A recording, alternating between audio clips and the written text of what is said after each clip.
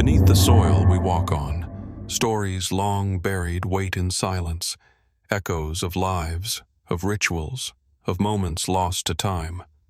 Some artifacts whisper truths that history refuses to name, revealing shadows of human ambition, fear, and despair. What secrets lie sealed in ancient ruins, in forgotten chambers, or beneath the walls of crumbling cities? And what do they tell us about the darker chapters we've tried to forget? Join us as we descend into the earth, piece together the fragments of the past, and uncover the mysteries history left behind, one discovery at a time. Perched high upon the rolling hills of Aberdeenshire, Scotland, the Tapo-Nath Hillfort rises like a sentinel over the surrounding landscape. From this vantage, the glens and moors stretch endlessly, a patchwork of muted greens and silvery streams, while the horizon fades into misty hills that seem almost eternal. It is here, amid the rugged terrain and biting winds, that one encounters the ancient stone core of the Hillfort, a compact cluster of megalithic remains whose origins and purpose continue to puzzle archaeologists and historians alike. Even before stepping closer, the very sight of these stones evokes a sense of deliberate craftsmanship, a quiet testimony to human hands shaping the land long ago. The Hillfort itself is immense, once considered one of the largest in Scotland. Archaeological surveys suggest that it may have housed hundreds, possibly thousands of people during the Iron Age, its terraced slopes and defensive walls carefully positioned to exploit the natural contours of the hill. Yet, despite its scale, many questions remain unanswered.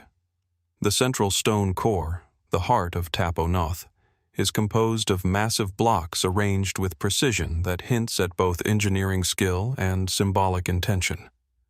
How were these stones moved and set without the machinery we rely on today? And why does their arrangement seem to mirror not only the contours of the hill, but also patterns found in distant sites across Britain and Europe? Historical records tell us that hillforts served as defensive strongholds, centers of trade, and symbols of political power. These explanations certainly fit Tapo-Nath in broad terms. But there is something about the stone core that refuses to be fully explained by conventional narratives. Some researchers have noted subtle alignments with celestial events, suggesting that the builders may have understood solar and lunar cycles with remarkable accuracy. Could the Hillfort have doubled as an astronomical observatory, or even a sacred ceremonial site, carefully designed to interact with the movements of the heavens? Closer inspection of the stones reveals traces of ancient wear, erosion, scratches, and grooves that may mark centuries of human activity, but also patterns that seem almost deliberate in ways we cannot yet decode. Were these marks utilitarian, related to construction and daily life, or do they hint at rituals and purposes now lost to time? The archaeological record is tantalizingly incomplete. Excavations have uncovered fragments of pottery, remnants of hearths, and occasional tools, yet the broader story, the social, spiritual, and practical life of those who built Tapo-Nath, remains frustratingly elusive. Speculative theories abound, though always with caution. Some suggest that hillforts like Tapo-Nath were part of a network of power, trade, and ritual stretching across ancient Britain, a system we are only beginning to glimpse. Others have pointed to the sheer size and complexity of the stone core as evidence of forgotten techniques or knowledge, skills passed down through generations and then lost. Was Tapo-Nath a communal fortress, a sacred observatory, or something that defies our categorization entirely? Perhaps it was all of these things at once, a multifunctional center of Iron Age life whose full meaning is encoded in the stones themselves. As the wind sweeps across the hilltop, brushing against the cold, enduring stones, one cannot help but wonder what it must have been like to stand here thousands of years ago. Did the builders gaze across the same hills, see the same skies, and feel the same sense of place that we feel now? The stone core, silent yet eloquent, preserves its secrets with an almost stubborn patience. Archaeologists and historians may offer theories, and modern technology may reveal new clues, yet the heart of Tapo Nath continues to guard its mysteries. What knowledge, what intentions, what stories are still hidden within these ancient stones? And what might we discover if we learn to listen more closely to the whispers of the past? As the wind carries us from the rugged heights of Tapo Nath, we now journey south across the Adriatic coast to a hill that rises modestly above the fertile plains of Istria, Croatia. Here lies Monkodonja, an ancient settlement whose name whispers through time, but whose purpose remains shrouded in ambiguity. Unlike the sweeping grandeur of Tapo Nath, Monkodonja occupies a smaller, more intimate hilltop, yet the traces of human endeavor etched into its stones speak of a community sophisticated beyond what its size might suggest. From a distance, the terraced slopes appear almost organic, molded by both nature and human hands, a silhouette against the azure sky that has watched millennia pass. Archaeological excavations reveal a complex network of defensive walls, meandering streets, and carefully positioned dwellings. Built during the Bronze Age, around 1800 to 1500 BCE, Monkodonja is considered one of the earliest hilltop settlements in this region. Its location offers commanding views of the surrounding landscape, rivers, and valleys, suggesting strategic foresight. Yet the settlement's layout, with its concentric walls and enigmatic interior structures, raises questions that standard historical explanations struggle to answer. Was it purely a fortified community, or did it serve ceremonial, administrative, or even astronomical purposes? Within the stone foundations, archaeologists have uncovered remnants of pottery, stone tools, and storage pits, fragments that speak of daily life. But amid these tangible clues lie patterns that defy easy interpretation. Some walls seem intentionally aligned, echoing the angles of distant hills or the course of the sun at solstices, hinting at a consciousness that went beyond simple defense. Could Monkodonja's builders have observed celestial movements and encoded them into the settlement's very plan? If so, what knowledge guided them, and how was it preserved or lost over generations? The hilltop's heart contains several unusual features. Excavators have noted irregular clusters of stones, some arranged in circular formations, others seemingly scattered yet placed with intent. Are these merely the foundations of dwellings, or could they mark ceremonial spaces, communal gathering points, or loci of ritual significance now obscured by time? Comparisons with contemporary sites in the broader Adriatic and Mediterranean region reveal echoes of similar layouts, yet each seems distinct, as if the architects of Monkodonja were simultaneously participating in a regional cultural dialogue and asserting a local identity that has since vanished. Speculation extends beyond architecture to the social and political life of Monkodonja's inhabitants. The effort required to erect and maintain the walls, to organize dwellings and communal spaces on a challenging hilltop, implies a degree of social coordination and hierarchy. Were these communities tightly governed, or did they operate through collective decision-making? The archaeological record offers tantalizing hints. Small fortifications within the main walls suggest defensive vigilance, while clusters of larger structures may indicate spaces for gatherings, trade, or ritual. Yet the absence of written records leaves much of this as conjecture, leaving the imagination to fill the gaps with questions as old as the settlement itself. Some researchers propose that Monkodonja, like other hilltop settlements of the Bronze Age, may have been both a practical stronghold and a symbolic statement, embodying identity, power, and cosmological awareness. The more speculative theories suggest connections to lost networks of knowledge or forgotten technologies, a sophistication that modern eyes may struggle to fully comprehend. Were the walls simply protective, or did they delineate sacred boundaries, spaces where the terrestrial and spiritual worlds intersected? And what forces, human, natural, or otherwise, determined the eventual abandonment of this carefully constructed community? As one walks along the terraced paths today, the stones still warm from the sun, it is easy to imagine the rhythm of life that once pulsed here, the footsteps of inhabitants, the smoke of hearths rising into the clear Istrian sky, the murmur of trade or ritual. Yet for every trace uncovered, 100 questions remain. Why this hill, in this precise arrangement? How much knowledge did its builders possess, and how much has been lost to time? Monkodonja, like Tapo Noth before it, resists complete understanding, its mysteries embedded in the very stones, whispering across millennia, inviting us to wonder what truths may yet lie hidden, waiting for discovery. From the serene hills of Istria, we now turn eastward, across the vast steppe lands of Central Asia, to the remote terrain of modern-day Kazakhstan. Here, amid rolling plains and windswept valleys, rise the enigmatic Begazy megalithic Mausolea, ancient stone structures that have stood for nearly 3 millennia, guarding secrets that continue to elude historians and archaeologists alike.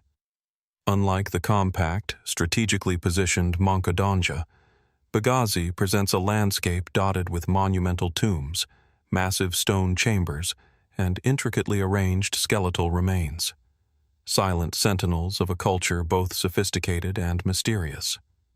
The very scale of these constructions suggests a civilization with considerable organizational skill, yet their purpose and the motivations of their builders remain tantalizingly obscure. The Begazy structures date back to roughly 1300 to 950 BCE, during the Late Bronze Age. Archaeologists have identified clusters of mausolea, each composed of stone slabs carefully arranged to form chambers, sometimes topped with large megalithic capstones. These mausolea were not solitary. They are part of broader necropolises that indicate complex social hierarchies, elaborate mortuary practices, and the capacity to mobilize significant labor. Burials within these chambers frequently contain multiple interments, along with artifacts such as bronze tools, pottery, and personal ornaments.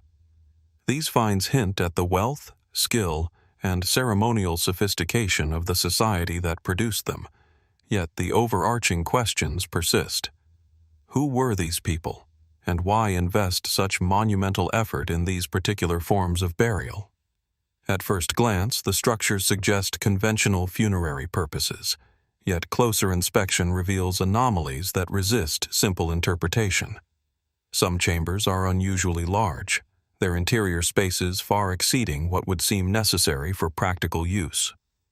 In others, stones are arranged in patterns that suggest symbolic or ritual significance, possibly reflecting cosmological beliefs or social stratification.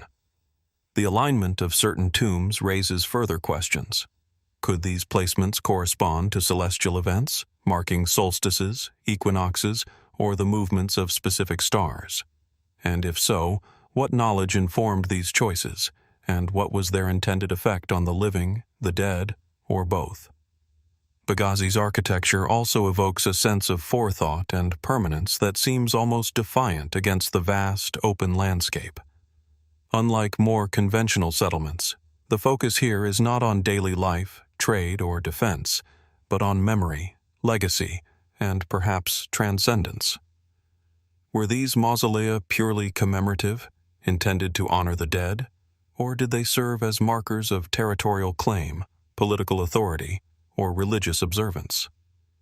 Some researchers speculate that the monuments were multifunctional, simultaneously graves, symbols of power, and sacred spaces where the living could engage with the spiritual or ancestral world.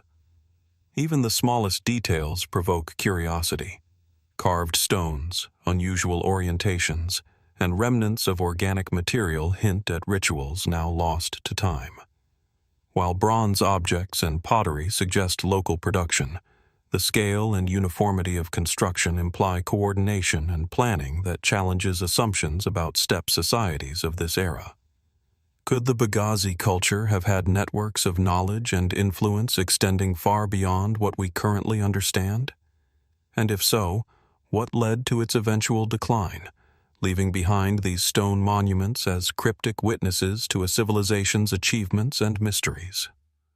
Walking among these silent mausolea, the mind cannot help but trace the steps of ancient peoples, rituals conducted in fading sunlight, songs or prayers carried across the plains, and hands carefully positioning stones that would endure millennia. Each monument seems deliberate, yet incomplete, offering glimpses into belief systems and social structures that modern eyes can only partially reconstruct. For every answer revealed by excavation, new questions emerge. What did these tombs signify to those who built them, and what truths about human history might still be hidden beneath the stones? Begazy, like Tapo Noth and Monkodonja before it, challenges our understanding of the past. It reminds us that human ingenuity has long been expressed not only in survival or conquest, but in reverence, memory, and the profound desire to leave a mark on the world. And as the wind stirs the grass across the steppe, whispering through the chambers of these ancient mausolea, one cannot help but wonder, what knowledge, what traditions, what stories remain buried here, waiting patiently for the future to uncover them. Leaving behind the windswept steppes of Begazy, we return to the Emerald Hills of Ireland, where the landscape shifts from vast plains to undulating slopes dotted with small forests and pasture lands. Here, on a gentle rise overlooking the valleys of County Wicklow, stands Rathgall Stone Fort, a place where time seems to have folded upon itself, leaving an imprint of human ingenuity and mystery carved into stone. From a distance, the fort appears as a series of concentric enclosures, almost circular in their perfection, each layer rising carefully above the last. The stones, weathered to muted grays and soft browns, seem unremarkable at first glance, yet their placement suggests intentionality and purpose, a silent record of countless hands working together across generations. Archaeological investigation dates Rathgall to the Bronze Age, around 1500 to 500 BCE, though its origins and functions continue to spark debate. The fort comprises several concentric walls, enclosing terraces that would have contained dwellings, storage areas, and communal spaces.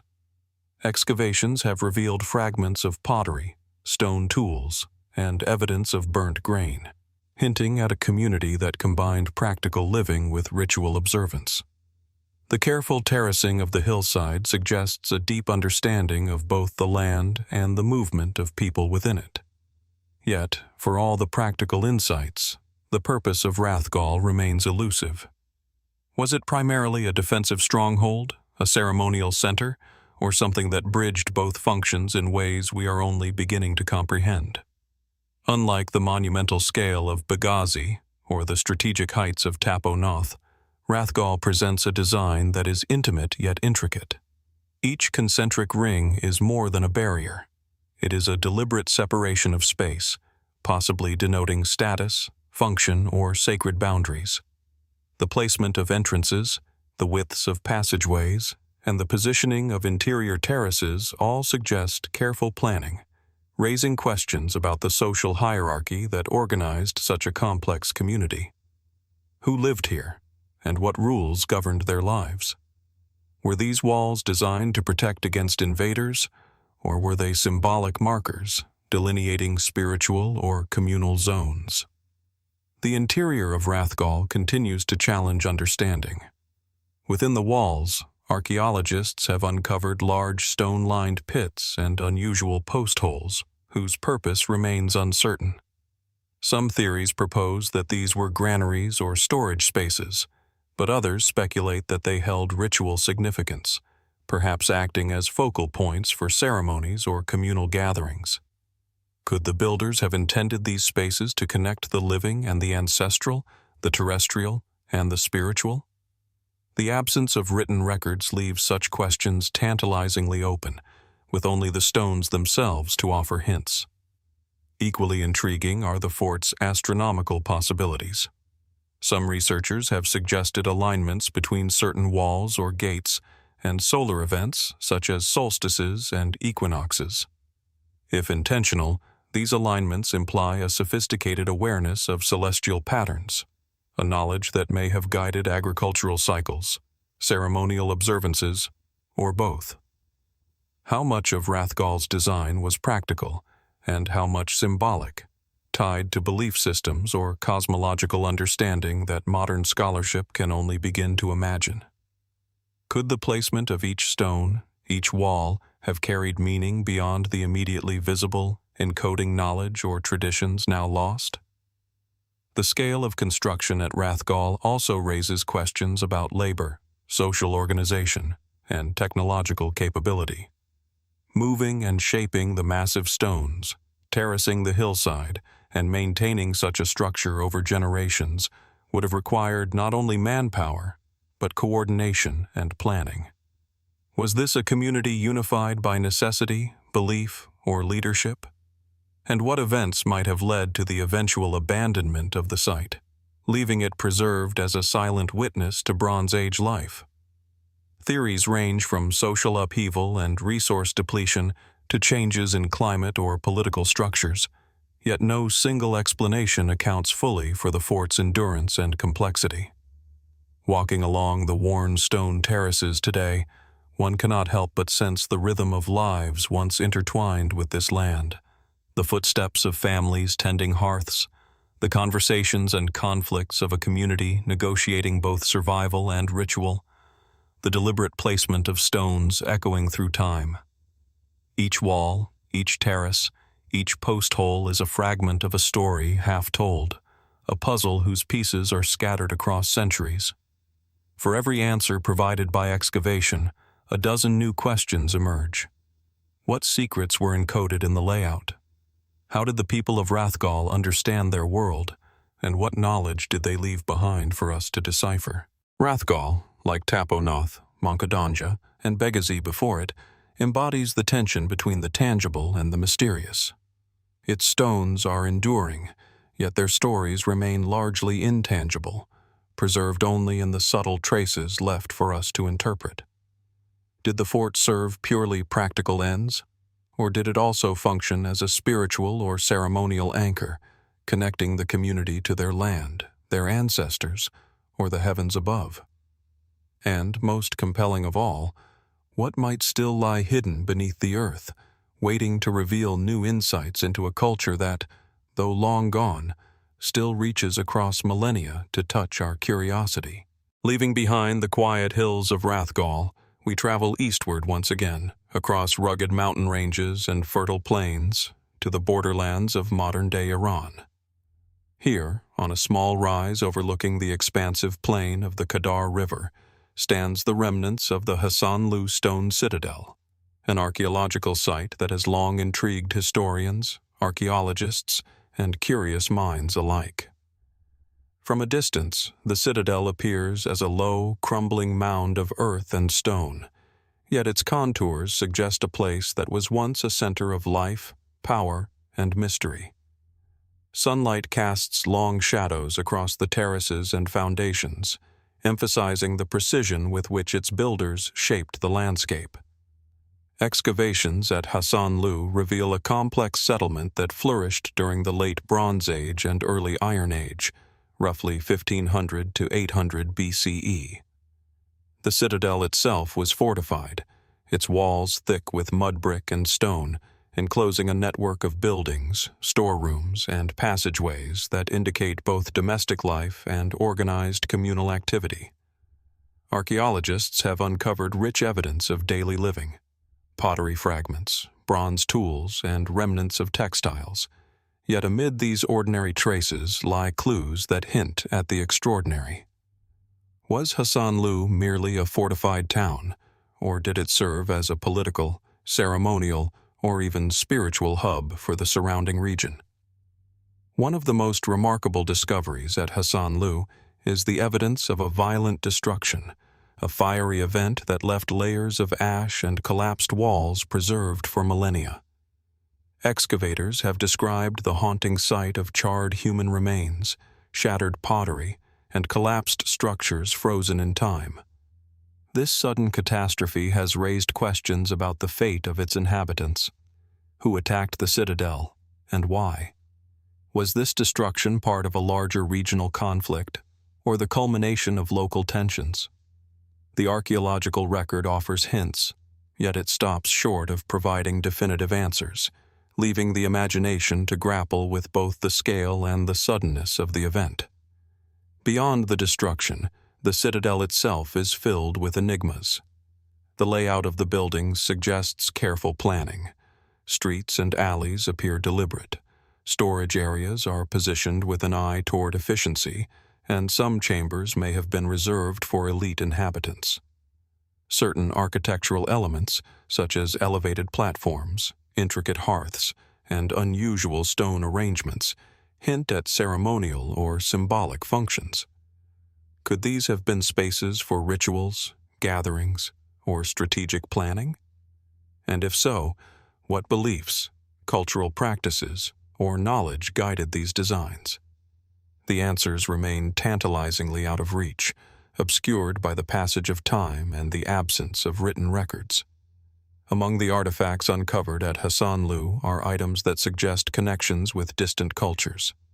Pottery styles, metalwork, and decorative motifs show influences from Mesopotamia and the wider Near East, indicating that Hasanlu was not an isolated outpost, but part of a network of trade, exchange, and cultural interaction. Yet some finds defy easy categorization. Objects whose purpose is unclear, symbols whose meaning is unknown, and tools whose construction suggests skills or techniques that remain difficult to replicate today. What knowledge did the inhabitants of Hasanlu possess, and how did it compare to that of neighboring regions? Speculative theories extend even further. Some researchers have noted alignments within the citadel that correspond to celestial phenomena, hinting at possible astronomical or calendrical functions. Others suggest that certain architectural features may encode ritual or political symbolism, a visual language now lost to modern understanding. Could the positioning of walls, platforms, and entrances have conveyed messages about status, cosmic order, or spiritual belief? And if so, what role did this knowledge play in the daily and ceremonial life of the community? Walking through the site today, amidst the reconstructed walls and exposed foundations, it is easy to imagine the rhythm of life that once animated this citadel. Children running along narrow alleys, merchants and artisans tending to their work, elders guiding decisions, and ritual practices unfolding in spaces carefully designed to carry meaning across generations. And yet, for every tangible artifact, there are countless questions that remain unanswered. How did these people perceive their world? What motivated their innovations, their fortifications, and their rituals?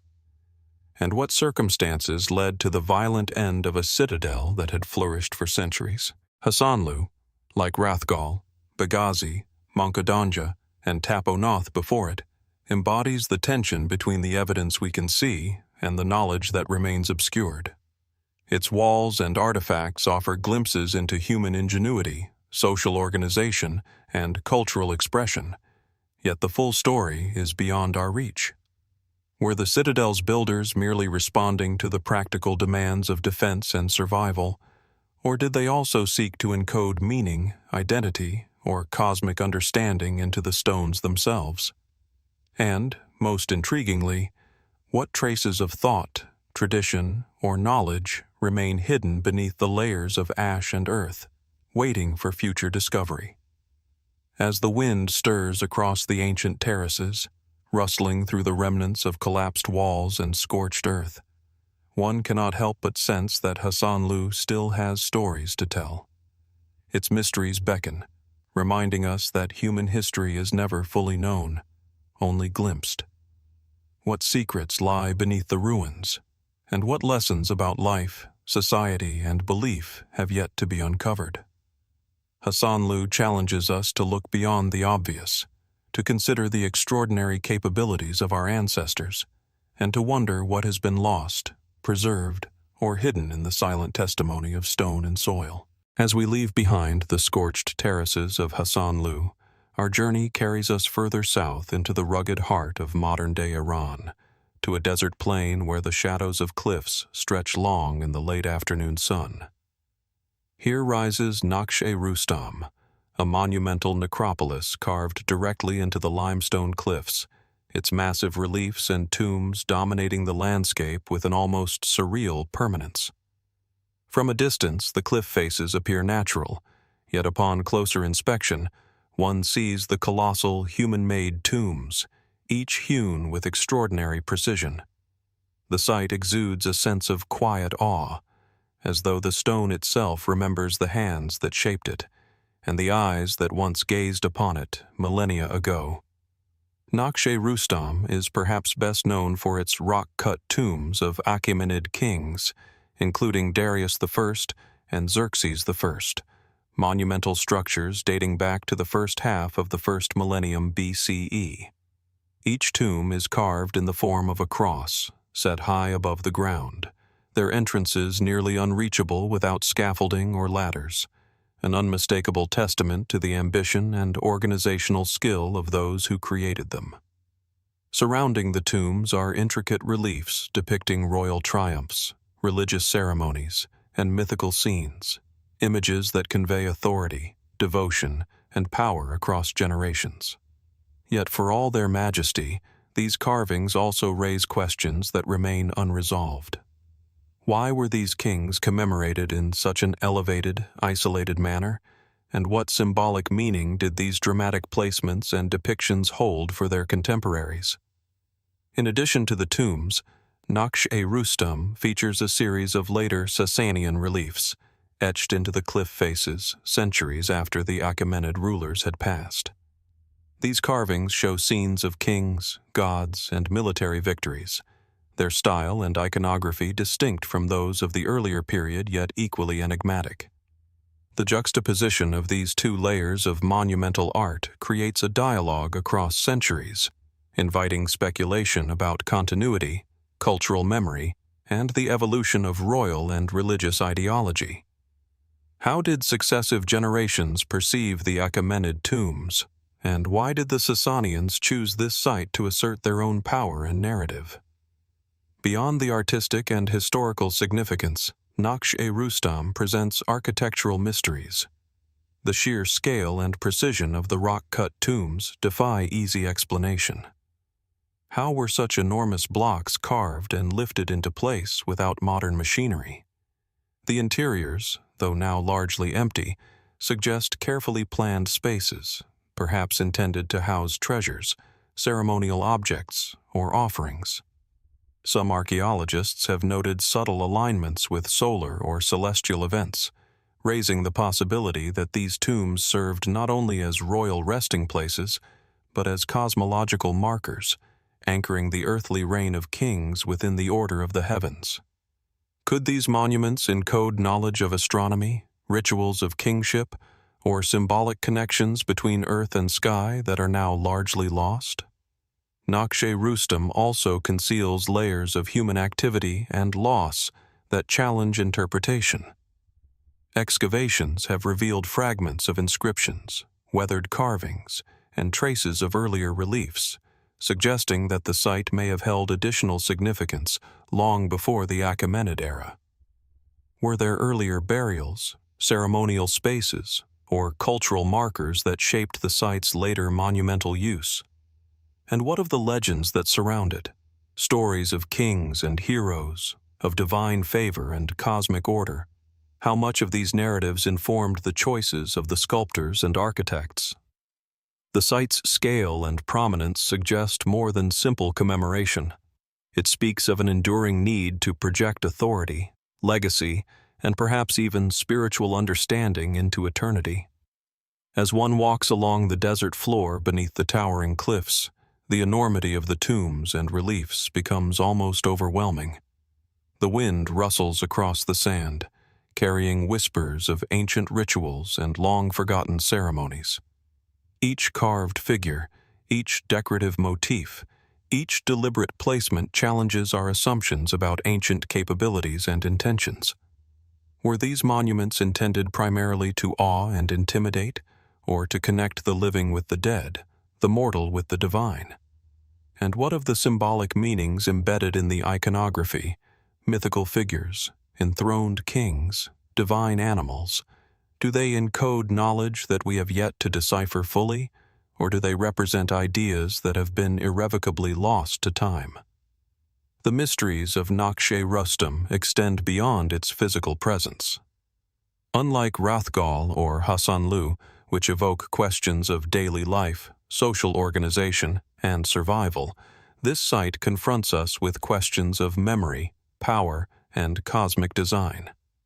Why do humans invest so much effort in memorialization, in the creation of enduring symbols that bridge generations and civilizations? What knowledge, belief systems, or spiritual insights guided the construction of these tombs and reliefs, and how were they understood by those who first beheld them? And, most intriguingly, what remains hidden, beneath layers of limestone, beneath millennia of wind and erosion, waiting to be revealed by future generations of explorers and scholars? Naqsh-e Rustam, like Hasanlu, Rathgall, Begazy, Monkodonja, and Tap-o-Noth before it, stands as a testament to the ingenuity, ambition, and mystery of humanity.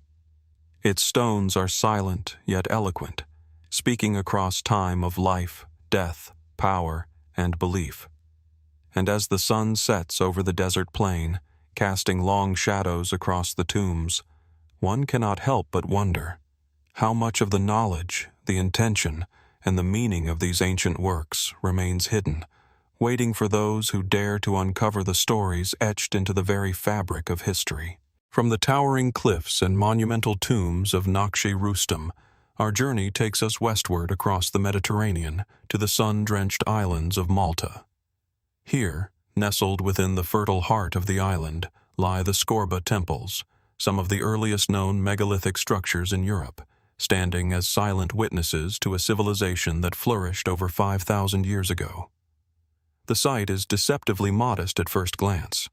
Low stone walls, carefully arranged slabs, and narrow passageways that wind between partially excavated chambers. Yet even in their simplicity, these ancient stones exude a quiet authority, hinting at a people who understood the power of space, ritual, and permanence. Skorba is remarkable not only for its age, dating to around 3,600 to 2,500 BCE, but also for its place in the broader narrative of Maltese prehistory. Archaeologists have uncovered layers of successive construction, showing that the site was used, rebuilt, and expanded over centuries. This continuity suggests a society deeply connected to place, memory, and ceremonial practice. Excavations reveal stone altars, hearths, and carved figurines, as well as pottery adorned with symbolic motifs, all pointing to a culture invested in ritual life and spiritual expression. Yet for all the tangible evidence, the deeper purpose of Skorba temples remains elusive.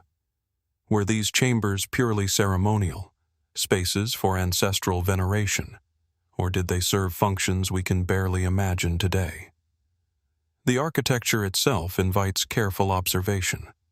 Skorba's structures are composed of megalithic blocks, meticulously positioned to create chambers that are at once functional and symbolic.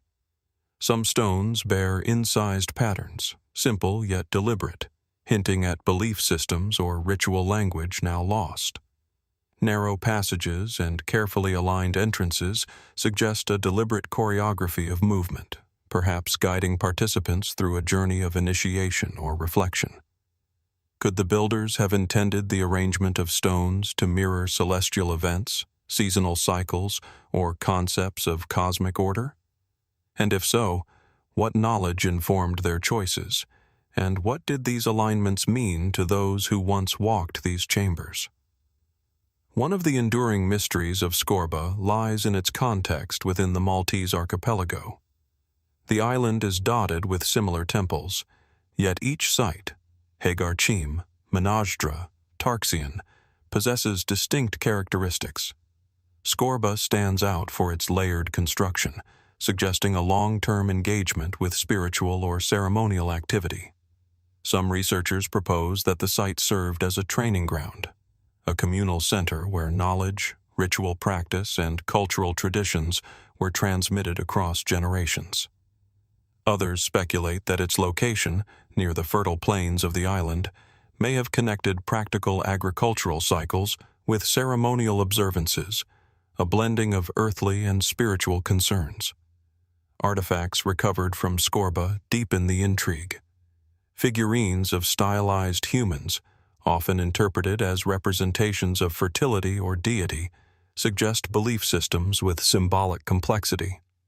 Pottery fragments decorated with spirals, lines, and geometric motifs evoke patterns that seem both deliberate and enigmatic, perhaps carrying meaning that is now irretrievably lost. Even the layering of the site, the way older structures are buried beneath newer ones, hints at an awareness of history, memory, and continuity. What drove these repeated reconstructions? Was it reverence, necessity, or a symbolic act meant to connect past and present? Speculative interpretations extend further. Some theorists have proposed that Skorba and its sister temples were part of a network of ritual centers, a prehistoric system of knowledge and spiritual practice that spanned the Maltese Islands. Others suggest connections to broader Mediterranean trade or cultural exchange, hinting at ideas, techniques, or beliefs traveling across seas long before written history could record them. And yet, despite centuries of study, no definitive answers exist. The site resists simple categorization, offering instead an open-ended dialogue with the past, where every stone and chamber invites contemplation and wonder. Walking through the partially restored chambers today, one can imagine the ancient rituals that once took place. The soft echo of footsteps along stone floors, the flicker of firelight on carved surfaces, the quiet murmur of prayers or chants. The careful positioning of stones, the choice of space and orientation, all suggest a culture attuned to both the visible and invisible worlds. And yet, for all that we see, so much remains hidden. What exact rituals were performed? What symbolic meanings were encoded in the walls? And how did the people of Skorba understand their connection to the cosmos, their land, and their ancestors? Skorba Temples, like Naqsh-e Rustam, Hasanlu, Rathgall, Begazy, Monkodonja, and Tapo-Noth before it, embodies the tension between what is tangible and what is lost to history. These stones are enduring, yet their stories remain incomplete, preserving fragments of human ingenuity, belief, and cultural sophistication. Were they sites of communal worship, centers of learning, or spaces designed to connect humans with forces beyond their understanding? And most intriguingly, what remains buried beneath the earth, hidden in the layers of soil and time, still waiting to reveal secrets about a people who left a lasting, enigmatic imprint on our shared history? As the Maltese sun sets over the rolling plains and casts long shadows across Skorba's ancient chambers, one cannot help but feel the presence of those who came before and the weight of questions that remain unanswered. What knowledge, traditions, and rituals remain encoded in these stones, and how much of our understanding of the past is still waiting to be uncovered? From the sunlit stones of Skorba Temples, we now turn northward, across the Mediterranean and into the rugged highlands of North Macedonia, to a rocky plateau that rises sharply above the surrounding valleys. Here, among the exposed cliffs and scattered boulders, lies Kokino Observatory, one of the oldest known archaeoastronomical sites in the world. At first glance, it appears as nothing more than a natural outcrop of rocks, weathered and cracked by centuries of wind and sun. Yet, as one moves closer, the intentionality of the ancient builders becomes apparent. Carved grooves, carefully arranged stones, and sight lines to distant horizon points all hint at a sophisticated understanding of the sky. Kokino dates back to the Bronze Age, roughly 1900 to 1600 BCE, and its primary function appears to have been astronomical observation.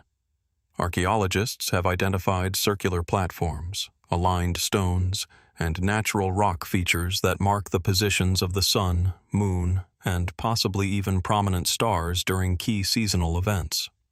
The site may have allowed its observers to track solstices, equinoxes, and other celestial cycles with remarkable accuracy, an essential tool for agricultural planning in a world dependent on predictable harvests. But while the evidence points to practical use, the scale and precision of Kokino raise deeper questions. How did these ancient observers acquire such sophisticated astronomical knowledge? And what other purposes might this knowledge have served beyond calendars and crops? The design of Kokino is both natural and deliberate.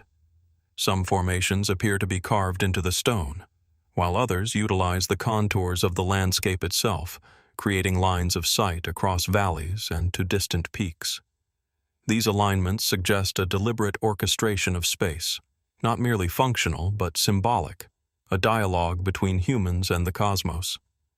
Could Kokino have also served as a ceremonial center, a place where celestial observation intertwined with religious or ritual practice? Were the rising and setting points of the sun and moon interpreted as omens or as markers of divine favor, influencing decisions in a society without written records? Artifacts recovered from Kokino are modest yet significant. Pottery shards, flint tools, and traces of small structures, perhaps used by the observers who maintained and interpreted the site. The lack of extensive habitation nearby reinforces the idea that Kokino was primarily a site of observation, reflection, and perhaps ritual. Yet even with these clues, many aspects remain enigmatic. Why choose this particular plateau, with its dramatic exposure to the elements? What knowledge was gained, and how was it recorded, transmitted, or taught across generations? And if the site was widely used, why do we see so few comparable observatories from the same era? Speculative theories deepen the intrigue. Some researchers suggest that Kokino may have been more than an observatory. It could have been a center for cosmological understanding, where the movements of celestial bodies were interpreted as patterns reflecting the cycles of human life, governance, or spiritual practice. Others propose that the careful positioning of stones and natural markers may have encoded knowledge of longer-term astronomical cycles, hinting at an awareness of timescales far beyond a single human lifespan. Could Kokino have represented a bridge between the earthly and the divine, a space where humans attempted to comprehend and perhaps influence forces beyond their immediate perception? The surrounding landscape adds to the site's enigmatic character. From the high plateau, one can see sweeping valleys, distant hills, and the courses of rivers that feed the plains below. The view itself seems designed to impress, to situate the observer within a broader cosmos of land, sky, and human settlement. Standing here today, it is possible to imagine Bronze Age observers marking the solstice sunrise, watching shadows stretch across the rock platforms, and sensing the rhythm of a universe that was at once tangible and mysterious. Every carved line, every naturally aligned stone evokes a deliberate act of observation, recording, and perhaps reverence, a human attempt to impose understanding upon the vastness of the cosmos. Yet for all the research, much about Kokino remains unresolved. Were these observatories primarily practical, guiding planting and harvest cycles? Or did they hold a deeper, perhaps ritualistic significance, shaping social and spiritual life? How much knowledge was encoded in stone and memory, and how much has been irrevocably lost to time? Unlike written records, the observatory communicates in subtle gestures, shadows cast at sunrise, alignments of rock with horizon points, and positions preserved over millennia, inviting us to interpret without certainty. Kokino, like Skorba, Naqsh-e Rustam, Hasanlu, Rathgall, Begazy, Monkodonja, and Tapo-Noth before it, exemplifies humanity's enduring desire to understand, measure, and connect with the unknown. The site stands as both a practical tool and a monument to human curiosity, an intersection of knowledge, spirituality, and meticulous observation. As the sun arcs across the sky, illuminating the weathered stones, one cannot help but wonder, what insights into the cosmos did its builders possess, and what secrets of human ingenuity remain hidden, waiting for those who dare to trace the shadows and alignments that have persisted for more than 3 millennia. In the stillness of the plateau, with the wind whispering through rocks that have borne witness to countless solstices and equinoxes, Kokino challenges us to see the past not only as history, but as an ongoing dialogue between humans and the sky, between observation and interpretation, between the known and the unknowable. What patterns remain undiscovered, and what truths about the minds of Bronze Age observers have yet to be revealed? The answers, like the horizon itself, remain tantalizingly distant, waiting for those who approach with patience, curiosity, and a sense of wonder. From the rocky plateaus of Kokino Observatory, we now journey westward once more, across the Aegean and Mediterranean to the rolling chalk hills of southern England. Here, hidden amidst fields of swaying grasses and gently undulating landscapes, lies the West Kennet Long Barrow, an imposing Neolithic monument that has stood for over 5,000 years. At first sight, it appears as a simple earthen mound, its long, tapering form blending into the countryside, yet closer inspection reveals an intricately constructed passage tomb, its stones carefully aligned and purposefully placed. Even in its quiet, unassuming way, the barrow commands attention, drawing the eye and imagination alike, a testament to human intention and devotion reaching across millennia.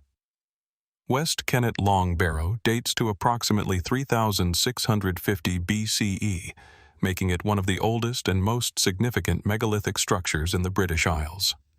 Its interior comprises a series of stone chambers arranged along a central passage, designed to house the remains of multiple generations. Excavations have revealed human bones, pottery fragments, and flint tools, all suggesting that the barrow served as both a burial place and a site of ongoing ritual significance. Yet for all the evidence we have, many fundamental questions remain unanswered. Who were the people that built it, and why did they devote such meticulous effort to this structure?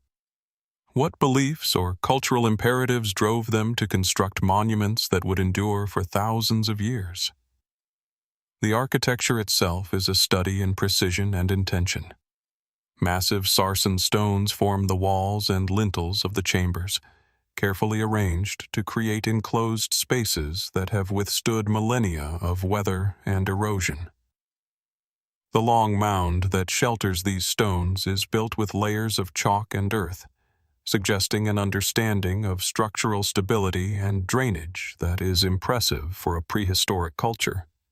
Some researchers propose that the orientation of the barrow, its alignment along an east-west axis, may have been intentional, perhaps connecting the rising and setting sun to cycles of life, death, and renewal. Could the builders have viewed the passage of the sun as a symbolic guide for the souls of the departed, or as a marker of seasonal transitions crucial to their agricultural lifestyle? Artifacts found within the chambers deepen the mystery. Fragments of pottery bear simple yet deliberate markings, and the placement of human remains suggests ritualized handling, possibly reflecting beliefs about ancestry, protection, or spiritual continuity. Unlike later, more monumental burial practices, West Kennet appears communal, designed to honor multiple individuals over generations rather than a single elite. Yet even this apparent simplicity invites speculation. What ceremonies took place here, and what knowledge or stories were preserved through these rites? Was the barrow purely a resting place for the dead? Or did it also function as a living space for memory, teaching, or spiritual practice? West Kennet's context within the wider landscape adds another layer of intrigue. It is part of a network of Neolithic monuments, including nearby Avebury and Silbury Hill, suggesting a broader cultural and ceremonial landscape. The relationship between these sites and the movements of people among them hints at an organized society with sophisticated understanding of geography, symbolism, and perhaps even cosmology. Some researchers propose that the Barrow may have served as a focal point for community gatherings, a site where agricultural, social, and spiritual life intersected. Others speculate that its construction encoded knowledge of seasonal cycles or astronomical events, a prehistoric observatory in the guise of a burial mound. Walking along the mound today, one can sense the deliberate choreography of space.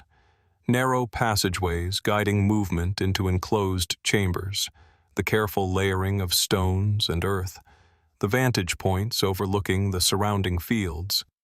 It is easy to imagine the Neolithic people performing rites here, their hands steadying stones, their voices echoing in the chambers, their eyes tracing the path of the sun or stars.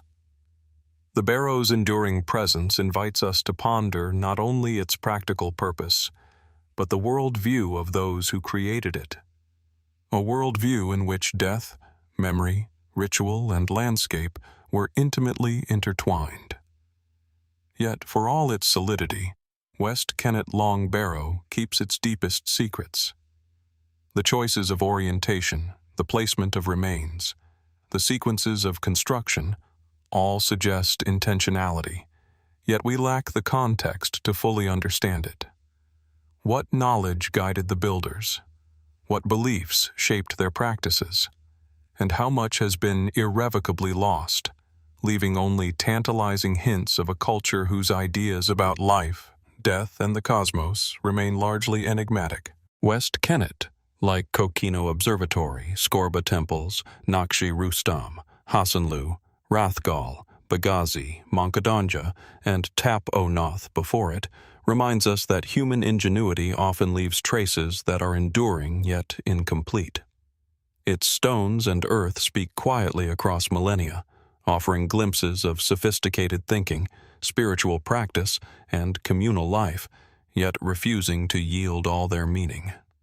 Standing here, amid the chalk and grass, one cannot help but wonder what rituals, knowledge, or insights were preserved in this long barrow, and what might still lie hidden beneath its enduring mound, waiting for those who seek to listen to the whispers of the past.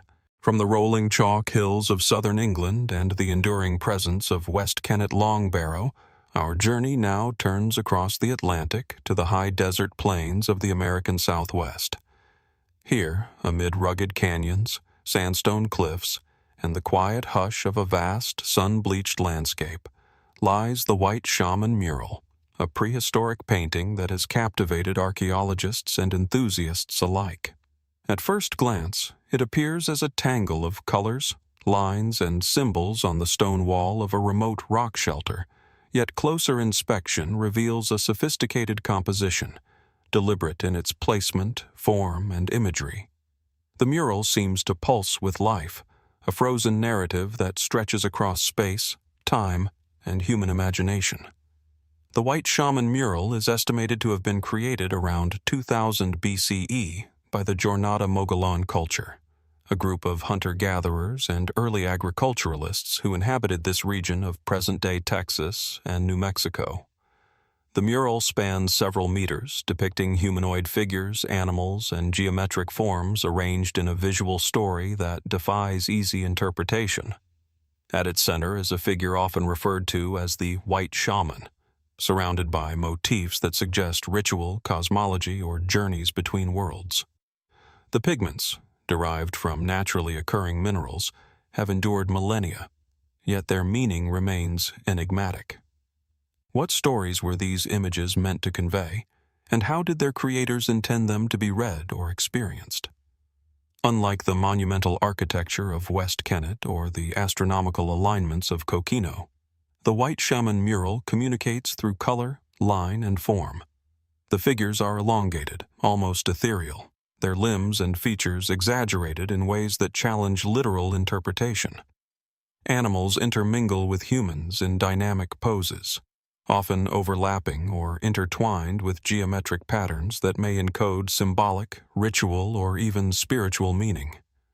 Was this a map of the physical world, a record of myth, or a vision of realms beyond human perception?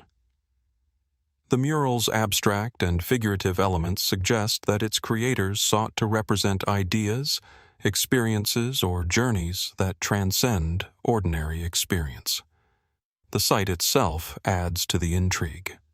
Located in a remote rock shelter, the mural would have been viewed in specific lighting conditions, with sunlight or fire casting shadows that shift across the figures during the day or night. This suggests an understanding of environment and perception, a deliberate manipulation of space to enhance meaning. Did the artists intend for their work to be experienced communally, as part of ritual gatherings, or was it a private canvas for visionary or spiritual exploration? The arrangement of figures and motifs implies narrative structure and intention, yet we are left to interpret their purpose across the chasm of thousands of years. Artifacts found in proximity to the mural offer tantalizing hints, but few definitive answers. Fragments of pottery, stone tools, and traces of ceremonial objects indicate that the shelter was not merely a backdrop for art, but an active site of human engagement. Some researchers suggest that the mural depicts shamanic journeys, altered states of consciousness, or encounters with spiritual beings. Interpretations drawn from ethnographic parallels and comparative analysis with later indigenous traditions. Others caution that the meaning may be more mundane, representing social hierarchies, seasonal cycles, or allegorical storytelling. Yet even the most cautious interpretations cannot fully capture the mural's enigmatic power, nor explain why this particular site was chosen as its canvas. The visual complexity of the White Shaman mural invites a range of questions. The humanoid figure at the center, often depicted with extended arms and an almost celestial posture, dominates the composition. Surrounding figures and symbols appear to interact with it in ways that suggest narrative or ritual. Could this central figure represent a spiritual leader, a deity, or a symbolic archetype? And what is the significance of the animals, geometric patterns, and repeated motifs? Are they literal representations, symbolic guides, or expressions of visionary experience? Each line, each color, each juxtaposition seems to carry meaning, yet the mural resists definitive interpretation, leaving the viewer to wonder at the intentions of those who created it. The mural's endurance over millennia also poses practical questions. How did the pigments survive centuries of exposure to sunlight, wind, and temperature extremes? What methods did the Jornada Mogollon employ to ensure that these images would persist, and why was permanence important? The answers remain elusive, as does the broader question of what knowledge, belief, or cultural significance was encoded in the work. The White Shaman mural, like the megalithic monuments, observatories, and ancient citadels we have explored, reflects a human desire to communicate across time, to encode understanding, memory, and meaning into enduring forms. Standing before the mural today, the desert wind rustling through the canyon, it is possible to imagine the scene as it might have been experienced thousands of years ago. Perhaps fires burned along the rock face, casting flickering light across the figures. Perhaps the artists or participants moved deliberately, enacting rituals or retelling stories that connected them to ancestors, animals, or unseen realms. And yet, for all that can be imagined, so much remains unknown. What visions inspired these creators? What knowledge, ritual, or wisdom have been lost? And what might remain hidden, waiting for future generations to uncover meaning from the enigmatic strokes of mineral pigment on stone? The White Shaman mural, like West Kennet Long Barrow, Kokino Observatory, Skorba Temples, Naqsh-e Rustam, Hasanlu, Rathgall, Begazy, Monkodonja, and Tapo Noth before it, reminds us that human creativity and inquiry often leave traces that are enduring yet incomplete. Its colors, shapes, and figures offer glimpses of imagination, spirituality, and understanding, yet the full story remains tantalizingly out of reach. And as the sun dips below the canyon rim, casting long shadows across the painted rock, one cannot help but wonder what visions, beliefs, and knowledge remain encoded in this ancient artwork, waiting for those willing to look beyond the surface and into the minds of the people who first painted it. From the vibrant pigments and enigmatic figures of the white Shaman mural, our journey takes us once again across continents, this time to the Anatolian plateau of modern-day Turkey, where the rolling hills give way to a site of monumental history, Alacahöyük.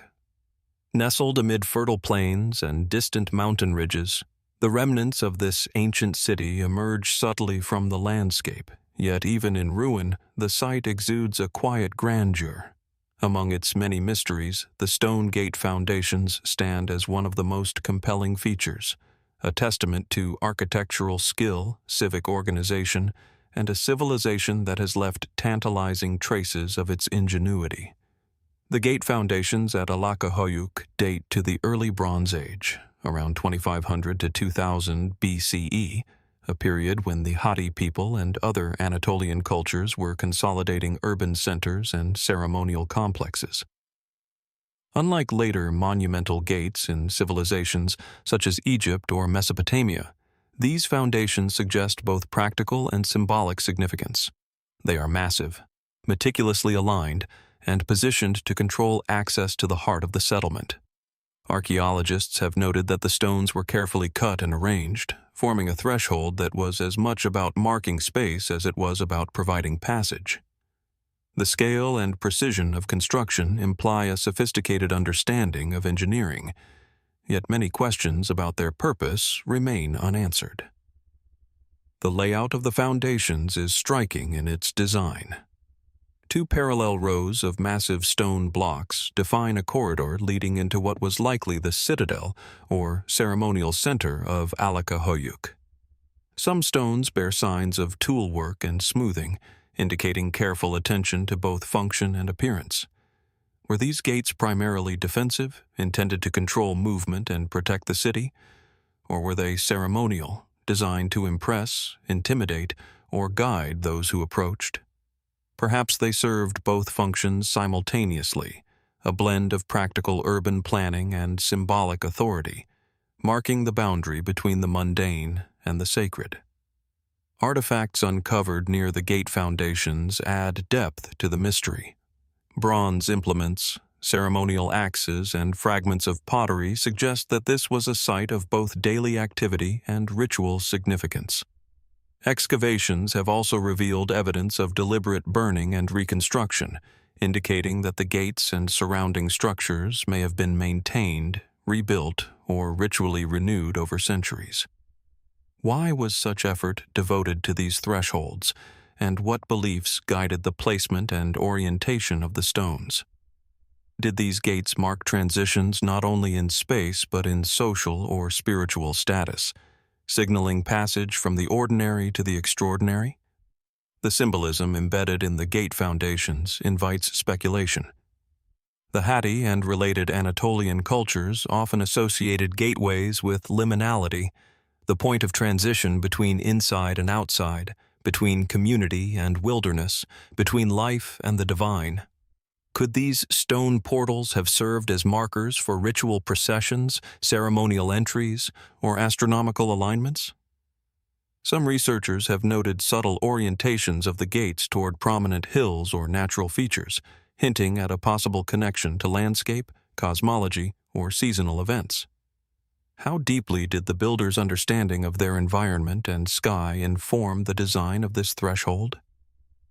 Walking among the foundations today, one can sense the meticulous planning and the human ambition they represent. Each massive stone, precisely positioned, evokes questions of labor, coordination, and intent. How many hands and minds were involved in moving, shaping, and aligning these blocks? What knowledge of engineering and geometry did they possess? And how was that knowledge preserved and transmitted across generations? Even without walls or roofs, the gates communicate purpose, drawing attention to the idea that entrances are more than functional. They are statements of power, identity, and presence. Yet, despite centuries of study, the full meaning of the Alacahöyük stone gates remains tantalizingly elusive. Were they merely the threshold of a city, or did they hold ritual significance, encoding social hierarchies, cosmological understanding, or ancestral memory?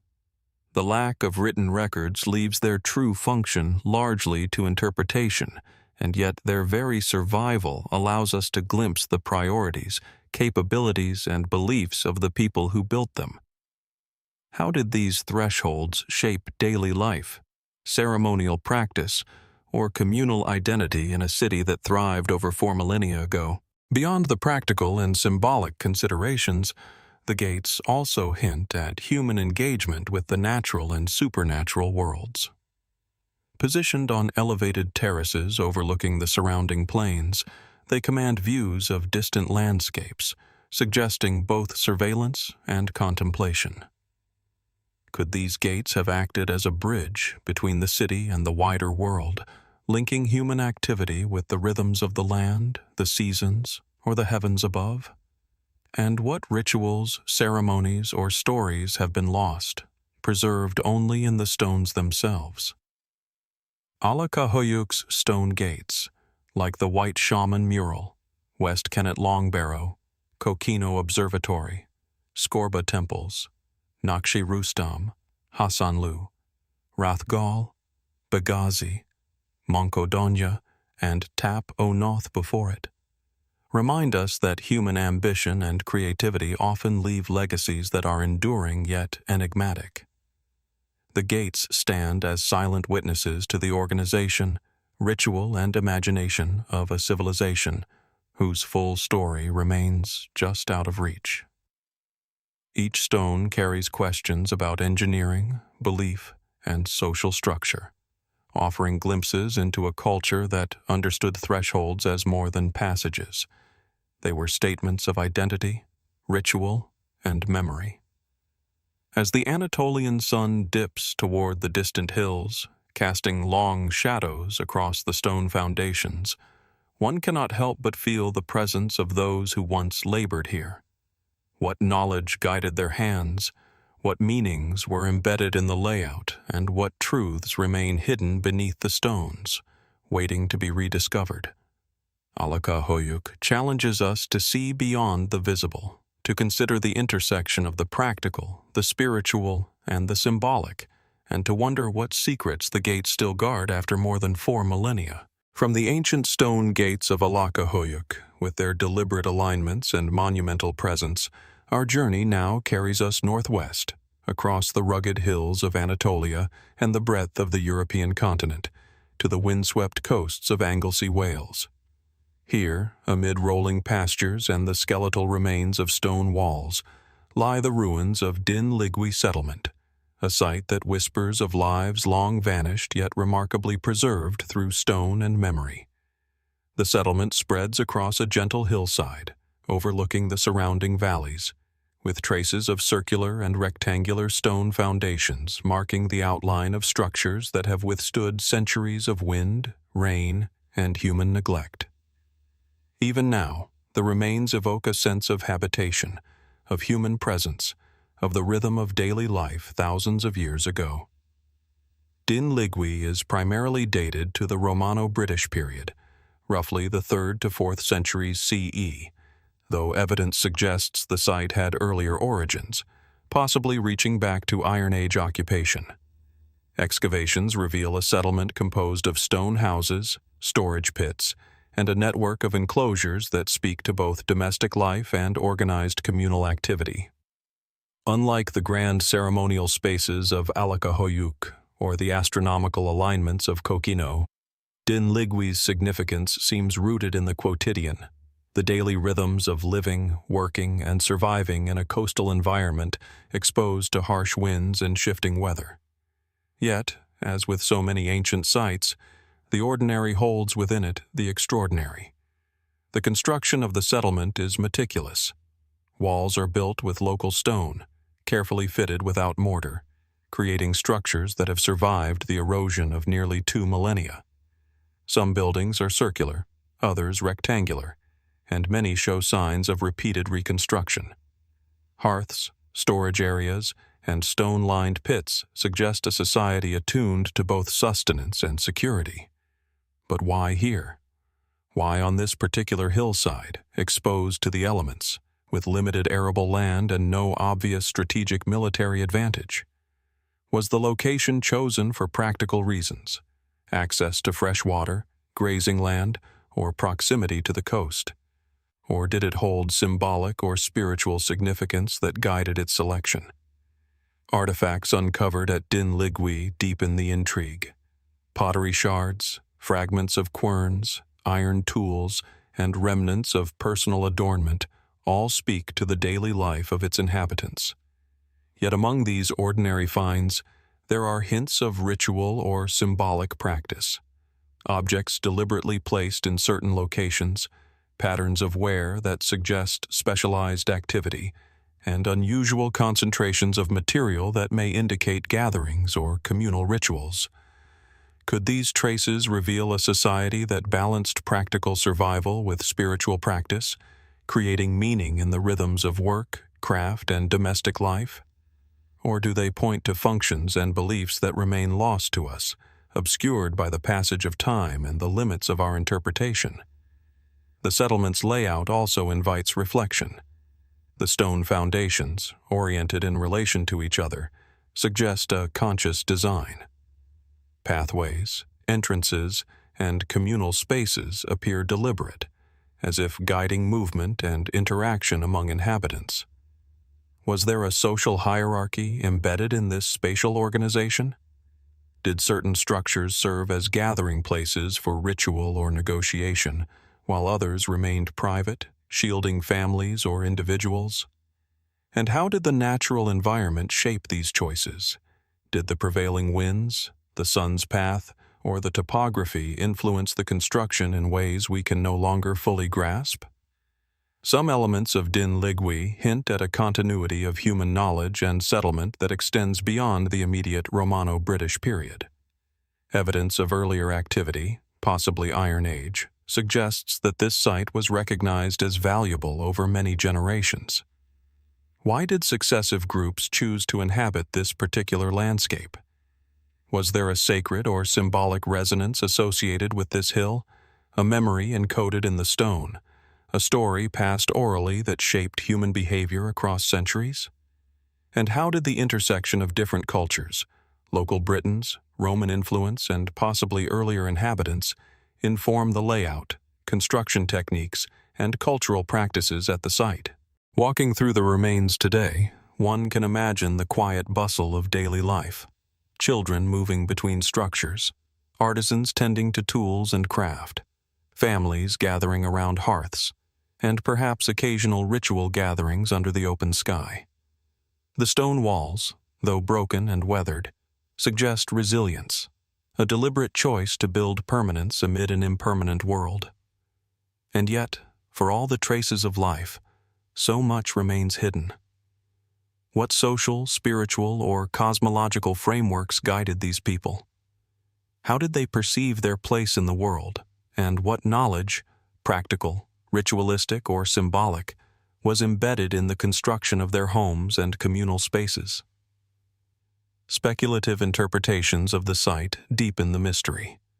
Some scholars have suggested that certain alignments and placements within Din Lligwy may have marked seasonal changes, agricultural cycles, or even celestial events, echoing the astronomical concerns of sites like Kokino. Others propose that the settlement functioned as a hub of cultural memory, where knowledge of craft, ritual, and social practice was preserved and transmitted across generations. Could these walls and pathways be read as a kind of social text, encoding lessons about hierarchy, cooperation, survival, and belief? And if so, how much of this knowledge remains obscured, waiting for careful observation to reveal it? Beyond the tangible structures, Din Lligwy embodies the interplay between human endeavor and the environment. The site's exposure to the elements, its integration into the landscape, and its endurance over centuries suggest that its builders understood their environment intimately, crafting structures that were simultaneously protective, practical, and meaningful. Yet the settlement's mysteries extend beyond engineering. Why did the inhabitants abandon the site? What prompted the final cessation of life here, leaving walls and hearths to the wind and rain? And what traces of intangible culture, ritual, memory, oral tradition, were lost along with the departure of its people? Din Lligwy, like Alacahöyük stone gates, the White Shaman mural, West Kennet Long Barrow, Kokino Observatory, Skorba Temples, Naqsh-e Rustam, Hasanlu, Rathgall, Begazy, Monkodonja, and Tap o Noth. Before it, reminds us that human history is layered, complex, and often elusive. Its stones tell of daily life, labor, survival, and adaptation, yet they also whisper of questions we may never fully answer. What motivated the selection of this site? How did its inhabitants structure their social and spiritual worlds? And what knowledge remains buried beneath the stone and soil, waiting for discovery? As the wind sweeps across the hills of Anglesey, rustling the grass over the stone foundations, one is left with a sense of quiet awe. Din Lligwy does not boast the monumental scale of a citadel or the vivid imagery of a mural, yet its presence is no less profound. It offers a window into the resilience, creativity, and daily lives of people who lived in intimate dialogue with their environment. And as we peer into the remnants of hearths, walls, and enclosures, we are reminded that history is never fully revealed. It exists as fragments and traces, beckoning us to explore, question, and imagine the lives of those who walked these hills long before us. From the windswept stone foundations of Din Lligwy, where lives once thrived in intimate dialogue with the landscape, our journey turns southward into the rolling limestone uplands of Derbyshire, England. Here, amidst pastures dotted with grazing sheep and low stone walls, lies the enigmatic Arbor Low Henge, a monument that exudes quiet majesty and enduring mystery. At first glance, Arbor Low may appear unassuming, a low-lying ring of massive stones, many partially buried or toppled, enclosed by a wide earthen bank and shallow ditch. Yet this simplicity belies the extraordinary thought, labor, and cultural significance encoded within its design. Standing on the site today, one is struck by a sense of deliberate placement, a prehistoric choreography of stone, earth, and space that invites both contemplation and awe.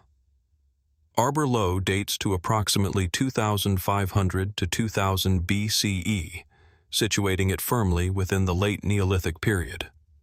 Unlike contemporary stone circles such as Stonehenge, Arbor Low is a henge, a circular or oval earthwork with stones set within, rather than on top of, the mound. Excavations reveal that the stones were quarried, transported, and erected with care, reflecting significant planning and communal effort. The earthen bank that surrounds them, over 90 meters in diameter, is constructed with layers of chalk and soil, forming a boundary that both separates and defines the sacred space within.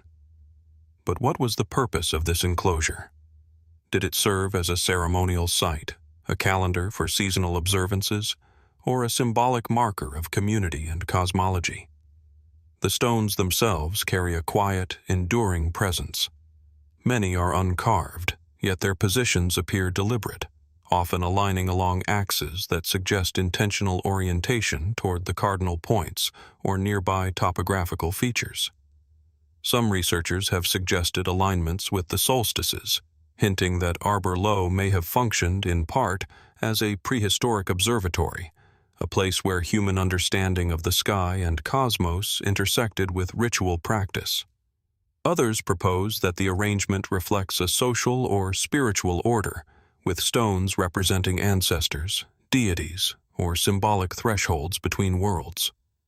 The interplay between the earth bank, ditch, and standing stones hints at an understanding of boundaries, both physical and metaphysical, and raises questions about the worldview of those who designed this remarkable place. Excavations at Arbor Low have revealed traces of activity that deepen the intrigue. Flint tools, pottery fragments, and evidence of cremation burials suggest the site was not only a ceremonial gathering place, but also a locus of ritualized life and death. Cremated remains, placed in pits or near stones, hint at practices connecting the living and the dead, continuity and memory, physical and spiritual worlds. How did the Neolithic communities interpret these practices? Were the stones and earthworks intended to honor the dead, mark cycles of life and time, or encode knowledge of the heavens? The archaeological record offers tantalizing clues, yet the precise meanings remain beyond our full comprehension.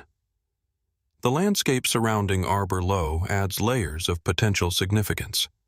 From its elevated position, the henge commands sweeping views of the surrounding hills, valleys, and distant ridges. Was this panoramic perspective intentional, chosen to emphasize dominion over the land, or to connect the monument with natural landmarks imbued with spiritual significance? Could the site have served as a meeting place for dispersed communities, where seasonal gatherings, trade, or ritual observances took place under the open sky? And how did the natural acoustics, light and shadow within the henge shape the experience of those who entered its circle thousands of years ago?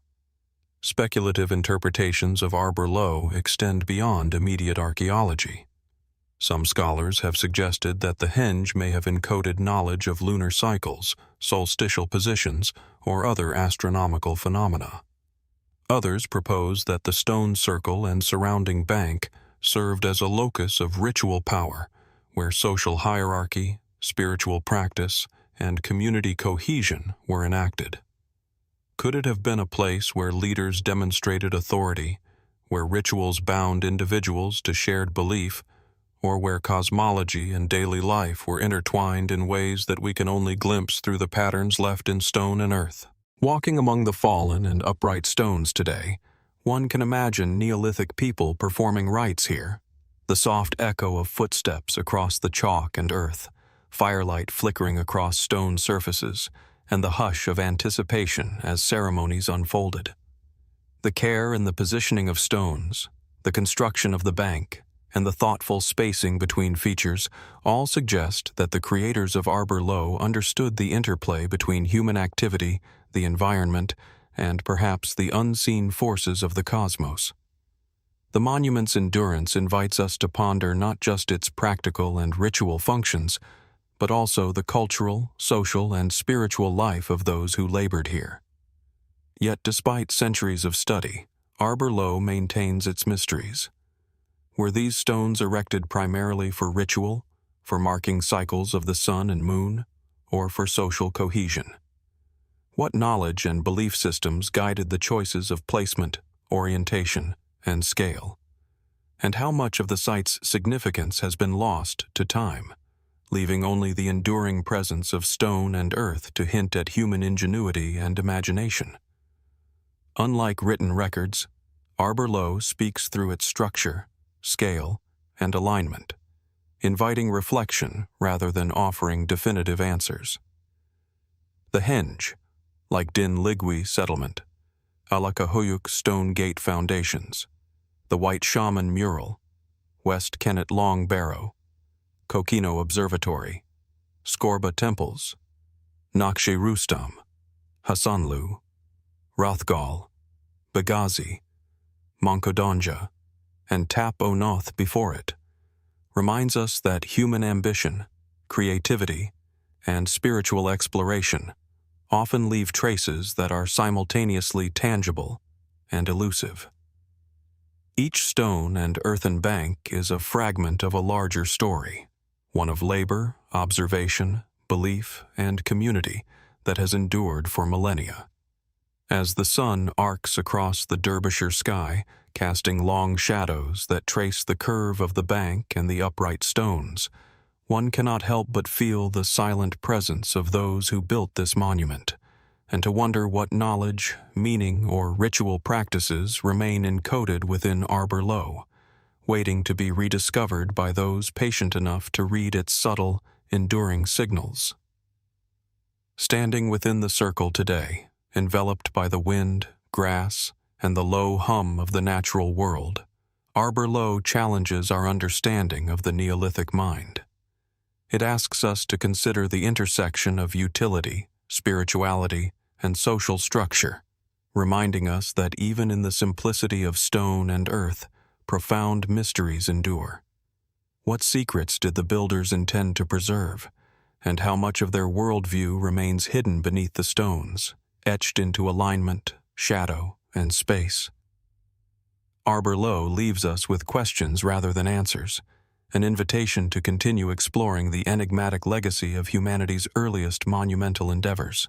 From the windswept meadows and monumental stones of Arbor Low Henge, our journey now moves southward across the Mediterranean to the small island of Malta, where a labyrinth of subterranean chambers and passageways hides beneath the surface.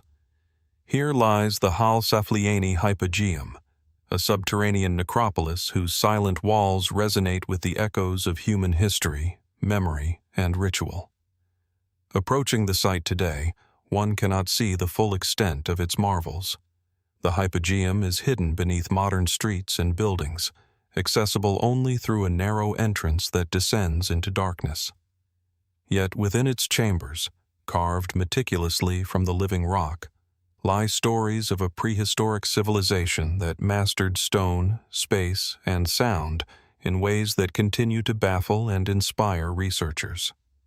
The Hypogeum dates to roughly 3,300 to 3000 BCE, placing it in Malta's late Neolithic period, contemporary with the construction of megalithic temples such as Hagar-Chim and Menajtra.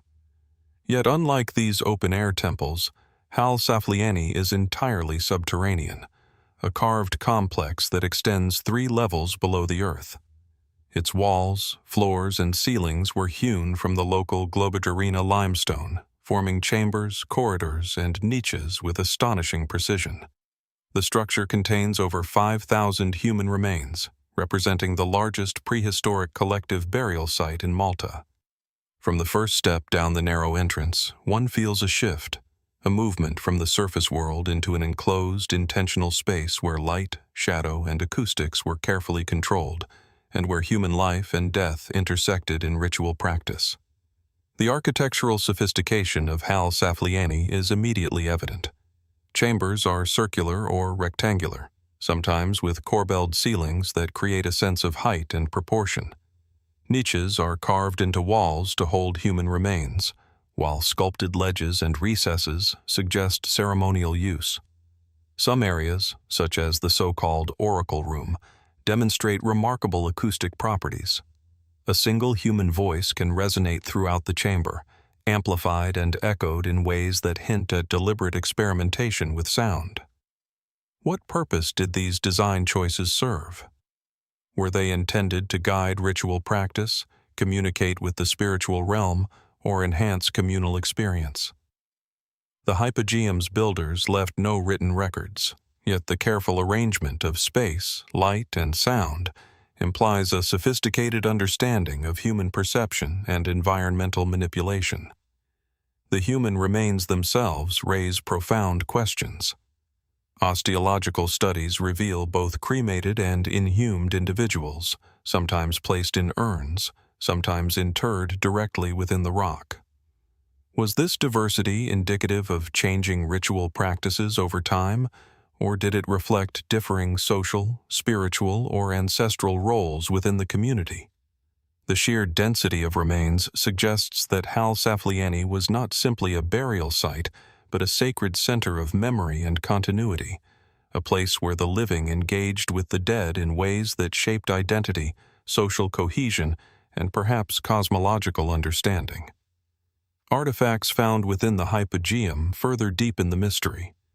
Tools, pottery, and figurines have been recovered, many of them carefully placed in niches or recessed alcoves. Some figurines, with exaggerated features, hint at spiritual or ritual significance, perhaps representing deities, ancestors, or symbolic archetypes. The arrangement of these objects, combined with the architectural sophistication, raises questions about the interplay between the material and the spiritual. Did the builders intend for visitors to encounter these objects in a specific sequence, guiding perception and understanding through movement within the chambers? And if so, what messages, teachings, or experiences were encoded in this subterranean labyrinth? The hypogeum's design also reveals remarkable attention to light and orientation. Narrow shafts and recesses allow sunlight to penetrate only certain areas at specific times, creating patterns that may have aligned with seasonal cycles or ritual observances. Could the architects have intended the movement of light to mark important ceremonial dates, much like the alignments observed at Kokino Observatory or Arbor Low Henge? And if so, what knowledge of the sun, stars, and seasons did they possess, and how did this knowledge inform both architecture and ritual? Speculative interpretations abound, reflecting both fascination and humility before the hypogeum's enduring enigmas. Some researchers suggest it functioned as a center of initiation or spiritual transformation, where participants moved through the chambers in a symbolic journey from life to death, or from the mundane to the sacred. Others propose that the site was designed to manipulate perception through light, shadow, and acoustics, creating an immersive experience that shaped emotion, memory, and belief. Yet, like many prehistoric sites, Ħal Saflieni resists definitive interpretation. Its creators encoded knowledge, ritual, and cosmology into stone and space, but without written records, much of that understanding remains tantalizingly out of reach. Standing within the hypogeum today, one is immediately aware of the dialogue between human effort and the natural world. The living rock, carved with precision and care, forms spaces that both shelter and inspire. Shadows shift with the sun and candlelight, voices resonate in unexpected ways, and the remains of thousands of individuals lie in silent witness to centuries of human contemplation. The experience is simultaneously intimate and awe-inspiring. Here is a space designed for human perception, yet deliberately obscured and controlled, challenging modern assumptions about prehistoric knowledge, spiritual practice, and architectural skill. Yet, despite extensive study, Ħal Saflieni continues to defy complete understanding. How did the builders achieve such precision without metal tools or written measurements? What spiritual or cosmological frameworks informed the design of chambers, niches, and acoustic effects? And what other insights into social organization, belief systems, or ritual practice lie hidden, waiting to be revealed through careful observation and analysis? Like Arbor Low Henge and Lligwy Settlement before it, the hypogeum demonstrates that human ingenuity, curiosity, and spiritual exploration leave traces that are enduring yet incomplete, challenging us to read their meaning across the millennia. The hypogeum also invites reflection on mortality, memory, and human intention. It is not merely a burial site. It is a conscious orchestration of space and material, a monument to collective experience and spiritual imagination. In this subterranean world, the boundary between life and death, the temporal and the eternal, seems deliberately blurred. Did the creators intend visitors to sense this continuum, to experience a journey through both space and psyche? And if so, what does this reveal about the Neolithic worldview, their conception of human existence, and their understanding of the unseen forces that governed life and death? Ħal Saflieni, like Arbor Low Henge, Lligwy, Alacahöyük stone gates, the White Shaman mural, West Kennet Long Barrow, Kokino Observatory, Skorba Temples, Naqsh-e Rustam, Hasanlu, Rathgall, Begazy, Monkodonja, and Tap o Noth. Before it, reminds us that human expression often endures in ways that are tangible, yet mysterious. Each stone, each carved chamber, each careful placement of human remains or artifacts is a fragment of a worldview, preserved across time but resisting full comprehension. As the hypogeum's narrow passages descend into silence and shadow, one cannot help but feel the presence of those who walked here thousands of years ago, and to wonder what knowledge, spiritual insight, or cultural understanding remains encoded in this subterranean labyrinth, waiting for us to discover and interpret, even today. From the subterranean corridors and echoing chambers of Ħal Saflieni Hypogeum, where Neolithic hands carved sacred space beneath the earth, our journey turns once more to the open landscapes of northern Europe. Amid rolling hills, moss-covered fields, and mist-laden valleys in the western reaches of Scotland, stands the Goward Dolmen Chamber, a silent testament to human ingenuity, ritual, and memory. Unlike the Hypogeum, hidden beneath the soil and stone, Goward Dolmen rises above the land, its massive capstone supported by sturdy orthostats, forming a chamber that has weathered millennia of wind, rain, and frost. Its presence is immediate and grounding, a physical echo of the people who sought to mark space, commemorate the dead, or connect with forces beyond the visible world. Goward Dolmen, estimated to date from the Neolithic period around 3500 to 3000 BCE, is part of a broader tradition of megalithic tombs found across the British Isles. These structures, often referred to as dolmens or portal tombs, are distinguished by their simple yet enduring form. Upright stones supporting a horizontal capstone, creating a chamber that was likely roofed in antiquity and sometimes covered with earth to form a mound. At Goward, the chamber remains remarkably intact, allowing us to imagine both its original form and the reverence with which it was used. Each stone was carefully selected, shaped, and positioned, a monumental task that speaks to both engineering skill and cultural intention. The chamber's architecture is both practical and symbolic. Its low entrance and enclosed space would have created a sense of intimacy, privacy, and separation from the outside world, suggesting a place of ritual or contemplation. Archaeologists have long debated the purpose of dolmens. Were they purely burial chambers, designed to house the remains of the dead and honor ancestry, or did they serve broader ceremonial functions, connecting the living to cycles of the seasons, cosmic forces, or spiritual beliefs? At Goward, the alignment of the chamber with the surrounding landscape hints at deliberate orientation. Some researchers suggest a connection to celestial events, sunrise, solstice, or lunar cycles, raising the possibility that the structure was designed to mark time as well as commemorate life and death. Excavations within Goward Dolmen have yielded evidence of human interment, often in crouched or supine positions, accompanied by pottery fragments, flint tools, and occasionally items of personal adornment. These remains speak of practices both practical and symbolic, care in placement, preservation of memory, and attention to ritual detail. Yet the evidence also leaves questions unanswered. How were these individuals selected for interment? What significance did their placement within the chamber hold, and how were these rituals understood by the broader community? The material remains provide clues, yet the full narrative, the beliefs, stories, and cosmology that shaped this place, remains obscured by the millennia. The stones themselves carry subtle messages.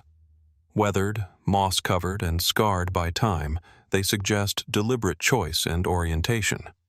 Were the builders influenced by the natural topography, choosing stones of particular shape, texture, or resonance? The massive capstone, balanced precariously yet enduringly, evokes both awe and speculation. What knowledge guided its placement? Did the chamber serve as a space for ritual observation, spiritual communication, or ancestral veneration? And how did its physical properties, light, shadow, sound, shape experience for those who entered? Some researchers propose that portal tombs like Goward were intentionally designed as thresholds between worlds, the living and the dead, the temporal and the eternal. The surrounding landscape enhances the chamber's enigmatic power. Situated on a rise, the dolmen overlooks valleys, hills, and streams, offering commanding views while simultaneously creating a secluded space. This duality, visibility and seclusion, suggests a deliberate understanding of place, one that integrated community, ritual, and landscape. Could gatherings have taken place here, where the living honored the dead, observed celestial events, or enacted rites that bridged human experience with the unknown? And if so, how did the relationship between site, landscape, and observer inform the meaning of these practices? Speculative interpretations invite even deeper questions. Some suggest that dolmens like Goward were centers of cosmological knowledge, where alignment with the sun or moon marked important seasonal transitions.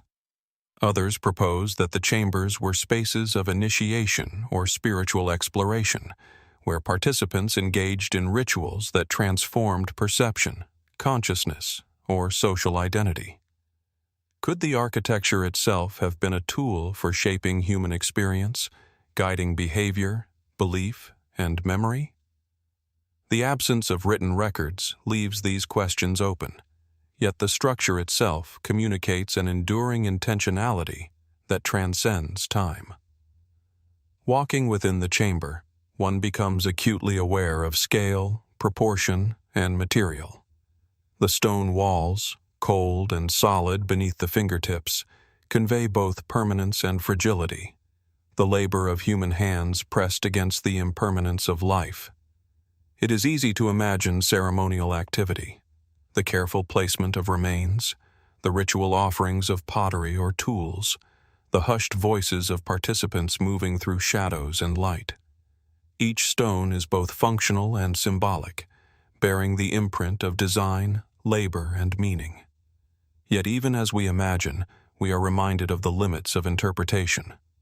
Goward dolmen, like Ħal Saflieni Hypogeum, Arbor Low Henge, Din Lligwy, Alacahöyük stone gates, the White Shaman mural, West Kennet long barrow, Kokino Observatory, Skorba Temples, Naqsh-e Rustam, Hasanlu, Rathgall, Begazy, Monkodonja, and Tapo Noth speaks across millennia in a language only partially understood.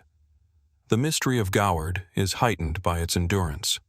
For thousands of years, it has withstood natural forces, human interference, and the passage of time. Its stones remain, but what knowledge, ritual, or symbolism has been lost? How did its builders perceive the cosmos, the cycles of life, and the place of their community within it? And how does the structure continue to influence those who encounter it today, evoking reflection, awe, and curiosity? Goward dolmen chamber, in its simplicity and monumental presence, invites us to consider the interplay of architecture, ritual, and human imagination. It challenges us to understand the past not merely as a series of events, but as an active engagement with space, landscape, and belief. What secrets remain hidden within its stones?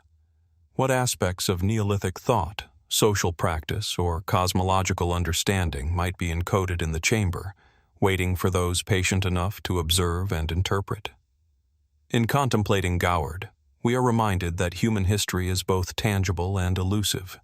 It is etched in stone, yet forever open to inquiry, reflection, and wonder. From the windswept hills and stone chambers of Goward dolmen, where Neolithic hands etched thresholds of life, death, and ritual into the landscape, our journey now turns southward across the Mediterranean Sea to the rugged island of Sardinia, Italy. Here, amid rolling hills, rocky outcrops, and the enduring traces of Bronze Age civilization, stands Nuraghe Su Nuraxi, a monumental complex that towers above the terrain with a silent authority. Even today, its massive stones, weathered by millennia of sun, wind, and rain, convey the labor, ingenuity, and vision of the people who constructed it. From a distance, The central tower rises like a sentinel, surrounded by concentric walls and subsidiary towers, forming a fortress-like structure that commands attention, both practically and symbolically. Su Nuraxi is one of the most remarkable examples of the Nuragic civilization, which flourished on Sardinia between roughly 1800 and 500 BCE. Unlike simple burial chambers or ceremonial henges, Nuraghe Su Nuraxi combines the characteristics of fortification, habitation, and ceremonial space. Its central tower, or mastio, rises in multiple levels, built from massive basalt blocks carefully shaped and fitted without mortar. Surrounding this are additional towers, walls, and living spaces, forming a complex that reflects both defensive considerations and communal planning. The precision with which the stones are placed, the solidity of the walls, and the spatial arrangement suggest a society capable of large-scale engineering, social coordination, and architectural vision. Yet many aspects of its purpose remain unresolved. Walking through the site, one is struck by the duality of Nuraghe Su Nuraxi. On one hand, it is a fortress. Thick walls, elevated vantage points, and towers designed for surveillance and protection imply a concern with security, whether from human rivals or the uncertainties of the environment. On the other hand, it is a center of communal life. Living quarters, storage rooms, and meeting spaces hint at social interaction, domestic life, and civic organization. Could it be that Su Nuraxi functioned simultaneously as a defensive stronghold, a place of administration, and a ceremonial hub? And if so, how did these functions coexist in a structure that is as imposing as it is intricate? Archaeological investigations reveal a complex story of construction and adaptation. The original central tower dates to the Mid-Bronze Age, but successive additions, including outer walls and subsidiary towers, were added over centuries, reflecting evolving needs, social changes, or perhaps responses to external pressures.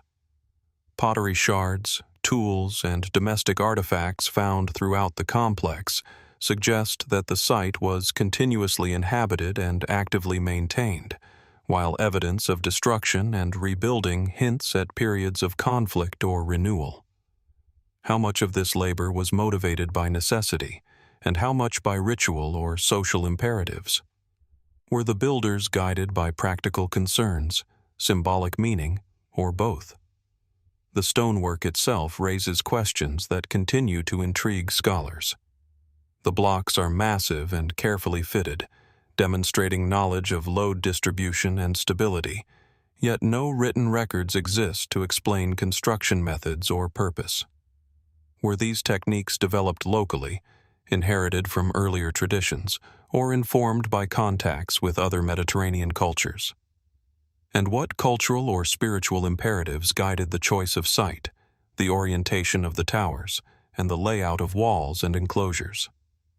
Like many ancient constructions, the built environment at Su Nuraxi encodes knowledge, priorities, and beliefs, yet leaves the modern observer with only fragments to interpret. Speculation about the function of Nuraghe Su Nuraxi extends into ritual and symbolic realms. Some scholars suggest that the central tower served as a ceremonial focal point, perhaps a place of initiation, governance, or spiritual observation. Others propose that the concentric layout and elevated vantage points allowed for tracking seasonal or celestial events, linking human activity with cycles of sun, moon, and stars. Could the Nuraghe have functioned as both a protective fortress and a temple, blending the practical and sacred in ways that shaped daily life, social hierarchy, and collective memory? And what aspects of the island's natural environment, the hills, valleys, winds, and sunlight, were deliberately incorporated into the design? The communal nature of the complex is equally fascinating. Living quarters, storage rooms, and shared spaces indicate a high degree of social organization. Su Nuraxi was not merely a home for a single family or leader. It appears to have accommodated multiple households, supporting labor, trade, and communal decision-making. How were these groups coordinated? What social or political structures governed life within the towers? And how did ritual, authority, and daily labor intersect to sustain a community over centuries in this challenging Mediterranean landscape? Walking through the narrow corridors and massive stone chambers today, one is acutely aware of the presence of the past. The stones themselves seem to hold memory. The sound of footsteps echoes differently in each room, shadows shift as the sun passes, and the alignment of towers offers views over hills and valleys that likely informed both surveillance and ritual observation. How did the builders perceive these spaces? Did the architecture shape perception, emotion, or spiritual experience, creating a dialogue between people, stone, and sky that endures to this day? Despite centuries of study, many aspects of Nuraghe Su Nuraxi remain enigmatic. How did the builders transport and position such enormous stones? What inspired the concentric design, and how were decisions about construction transmitted across generations? Was the complex primarily defensive, primarily ceremonial, or an inseparable blend of both?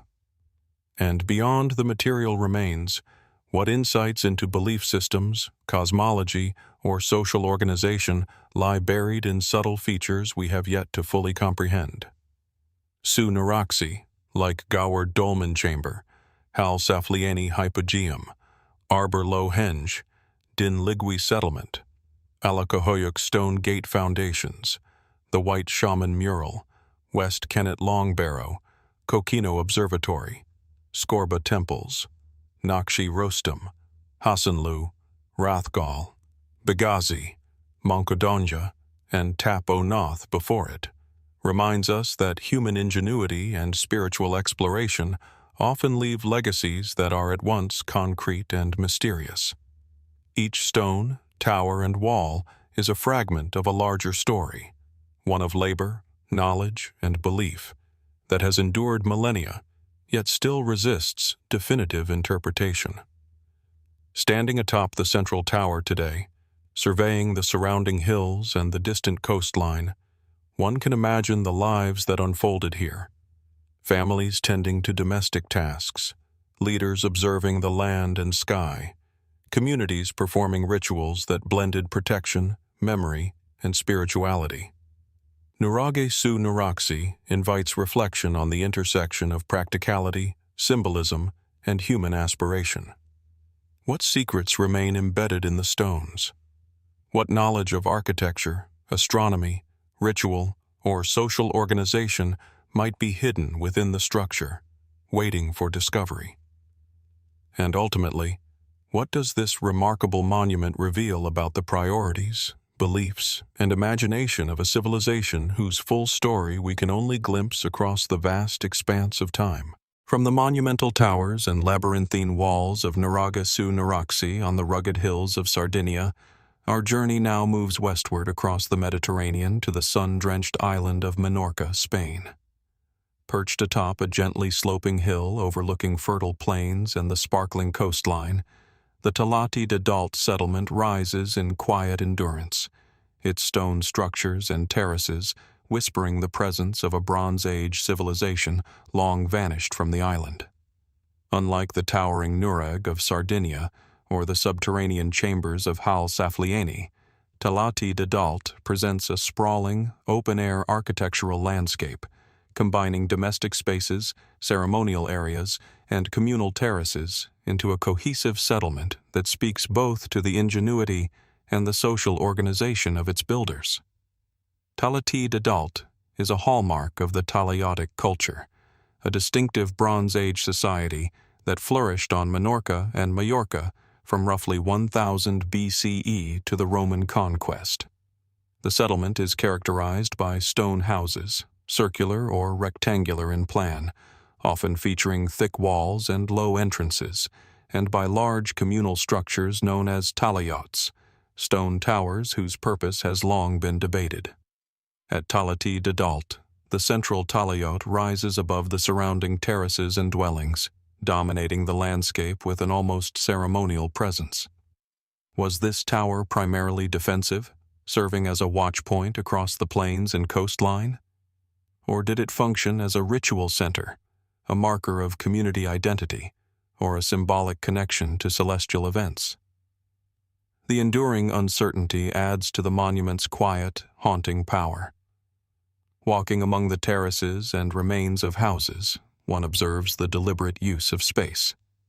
The settlement is organized in clusters, with small courtyards and enclosed areas suggesting domestic life and family units, while larger open areas appear suited to communal activity or ritual gatherings. Pottery fragments, stone tools, and occasionally small figurines hint at the daily rhythms of Bronze Age life, cooking, crafting, socializing, but they also leave unanswered questions. How were social hierarchies expressed? Were certain dwellings reserved for leaders or ritual specialists? Did ceremonial practices occur in designated areas, or were ritual and daily life more fluidly intertwined? The evidence suggests a society attuned to both the practical and the symbolic, yet much remains enigmatic. The taliots themselves provoke curiosity and speculation. Constructed from massive limestone blocks, carefully fitted without mortar, these towers exhibit impressive engineering for a society without advanced tools. Some are circular, others more irregular, and many contain internal chambers or niches, often positioned with consideration to surrounding topography or lines of sight. Could these structures have served as astronomical observatories, marking solstices, equinoxes, or other celestial events that guided agricultural cycles and ritual observances? Or were they primarily social markers, signaling authority, cohesion, or defense? As with other ancient sites, the intersection of practical utility, symbolic meaning, and cosmological observation seems likely, yet the full intentions of the builders remain tantalizingly beyond reach. Excavations at Talatí de Dalt reveal traces of both everyday life and ceremonial activity. Hearths, storage pits, and domestic artifacts suggest sustained occupation, while collective burials and the careful placement of certain objects hint at ritualized practices and social memory. Was this settlement primarily a living space, or did it function as a sacred hub where community, ancestry, and spiritual life converged? How did the Taliotic people perceive their world, the land, the sky, and the cycles of life and death? And how did they encode this perception into the arrangement of stones, terraces, and towers that continue to endure through millennia? The integration of Talatí de Dalt into the landscape is striking. The settlement occupies a position that allows expansive views of both the surrounding plains and the distant sea, offering strategic surveillance as well as symbolic connection to the horizon. Could these elevated perspectives have guided defense, trade, or ritual observation? Did the alignment of dwellings, taliots, and open spaces incorporate knowledge of solar and lunar cycles, echoing similar considerations at Arbor Low Henge, Kokino Observatory, or Nuraghe Su Nuraxi? And if so, what does this reveal about the taliotic understanding of time, space, and human interaction with the cosmos? Speculative interpretations suggest that Talatí de Dalt may have functioned as a center for both governance and spirituality. From the monumental towers and labyrinthine walls of Nuraghe Su Nuraxi on the rugged hills of Sardinia, our journey now moves westward across the Mediterranean to the sun-drenched island of Menorca, Spain. Perched atop a gently sloping hill overlooking fertile plains and the sparkling coastline, the Talatí de Dalt settlement rises in quiet endurance, its stone structures and terraces whispering the presence of a Bronze Age civilization long vanished from the island. Unlike the towering Nuraghe of Sardinia or the subterranean chambers of Ħal Saflieni, Talatí de Dalt presents a sprawling, open-air architectural landscape, combining domestic spaces, ceremonial areas, and communal terraces into a cohesive settlement that speaks both to the ingenuity and the social organization of its builders. Talatí de Dalt is a hallmark of the Taliotic culture, a distinctive Bronze Age society that flourished on Minorca and Majorca from roughly 1000 BCE to the Roman conquest. The settlement is characterized by stone houses, circular or rectangular in plan, often featuring thick walls and low entrances, and by large communal structures known as talayots, stone towers whose purpose has long been debated. At Talatí de Dalt, the central talayot rises above the surrounding terraces and dwellings, dominating the landscape with an almost ceremonial presence. Was this tower primarily defensive, serving as a watchpoint across the plains and coastline? Or did it function as a ritual center, a marker of community identity, or a symbolic connection to celestial events? The enduring uncertainty adds to the monument's quiet, haunting power. Walking among the terraces and remains of houses, one observes the deliberate use of space. The settlement is organized in clusters, with small courtyards and enclosed areas suggesting domestic life and family units, while larger open areas appear suited to communal activity or ritual gatherings. Pottery fragments, stone tools, and occasionally small figurines hint at the daily rhythms of Bronze Age life, cooking, crafting, socializing, but they also leave unanswered questions. How were social hierarchies expressed? Were certain dwellings reserved for leaders or ritual specialists? Did ceremonial practices occur in designated areas, or were ritual and daily life more fluidly intertwined? The evidence suggests a society attuned to both the practical and the symbolic, yet much remains enigmatic. The talayots themselves provoke curiosity and speculation. Constructed from massive limestone blocks, carefully fitted without mortar, these towers exhibit impressive engineering for a society without advanced tools. Some are circular, others more irregular, and many contain internal chambers or niches, often positioned with consideration to surrounding topography or lines of sight. Could these structures have served as astronomical observatories, marking solstices, equinoxes, or other celestial events that guided agricultural cycles and ritual observances? Or were they primarily social markers, signaling authority, cohesion, or defense?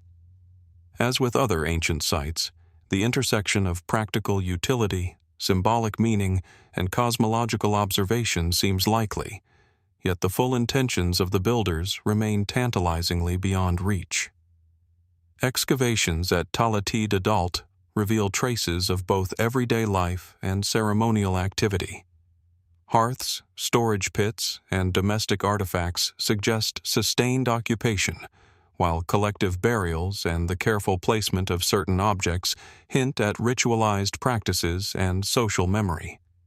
Was this settlement primarily a living space, or did it function as a sacred hub where community, ancestry, and spiritual life converged? How did the Talayotic people perceive their world, the land, the sky, and the cycles of life and death? And how did they encode this perception into the arrangement of stones, terraces, and towers that continue to endure through millennia? The integration of Talatí de Dalt into the landscape is striking. The settlement occupies a position that allows expansive views of both the surrounding plains and the distant sea, offering strategic surveillance as well as symbolic connection to the horizon. Could these elevated perspectives have guided defense, trade, or ritual observation? Did the alignment of dwellings, talayots, and open spaces incorporate knowledge of solar and lunar cycles, echoing similar considerations at Arbor Low Henge, Kokino Observatory, or Nuraghe Su Nuraxi? And if so, what does this reveal about the talayotic understanding of time, space, and human interaction with the cosmos? Speculative interpretations suggest that Talatí de Dalt may have functioned as a center for both governance and spirituality. From the sun-drenched terraces and stone towers of Talatí de Dalt, where Bronze Age hands shaped communities and sacred spaces into enduring stone, our journey now sweeps across continents to the high Andes of Peru, where mist-clad mountains rise sharply above the Urubamba River Valley. Here, In the town and archaeological complex of Ollantaytambo, we encounter a marvel that has long defied conventional explanation. Colossal stone walls, perfectly fitted without mortar, whose size, weight, and precision provoke questions that continue to challenge historians, architects, and engineers alike. Unlike the terraces and towers of Talatí de Dalt or the circular dolmen chambers of Scotland, the walls at Ollantaytambo are both monumental and intimate, massive in scale yet astonishingly refined in execution, conveying a sense of human ingenuity that seems almost otherworldly. Approaching the site, one is immediately aware of the contrast between the natural environment and the human-made architecture. Enormous boulders, carefully extracted from nearby quarries, have been shaped and positioned with extraordinary skill. Some of the largest blocks weigh tens of tons, yet they are arranged so precisely that even a razor-thin blade cannot fit between the joints. The surfaces are polished, edges angled to perfection, and each stone appears to interlock with its neighbors in a way that has endured centuries of earthquakes, torrential rains, and the relentless forces of nature. What techniques allowed these builders to manipulate such immense masses with such precision long before the invention of cranes, pulleys, or iron tools? And what purpose did this precision serve beyond structural stability? Ollantaytambo was a stronghold of the Inca Empire, particularly during the 15th century, and it served both defensive and ceremonial purposes. The walls form terraces, enclosures, and platforms, creating a complex that integrates living space, storage areas, and sacred precincts. Archaeological evidence confirms that the site was continuously occupied, functioning as a citadel, administrative center, and temple complex. Yet while the historical role of Ollantaytambo is documented, the mystery resides in the construction itself. How did the builders achieve such a perfect fit between stones of irregular shape and immense size? Some blocks, particularly at the Temple of the Sun, exhibit polygonal cutting so precise that even modern engineers marvel.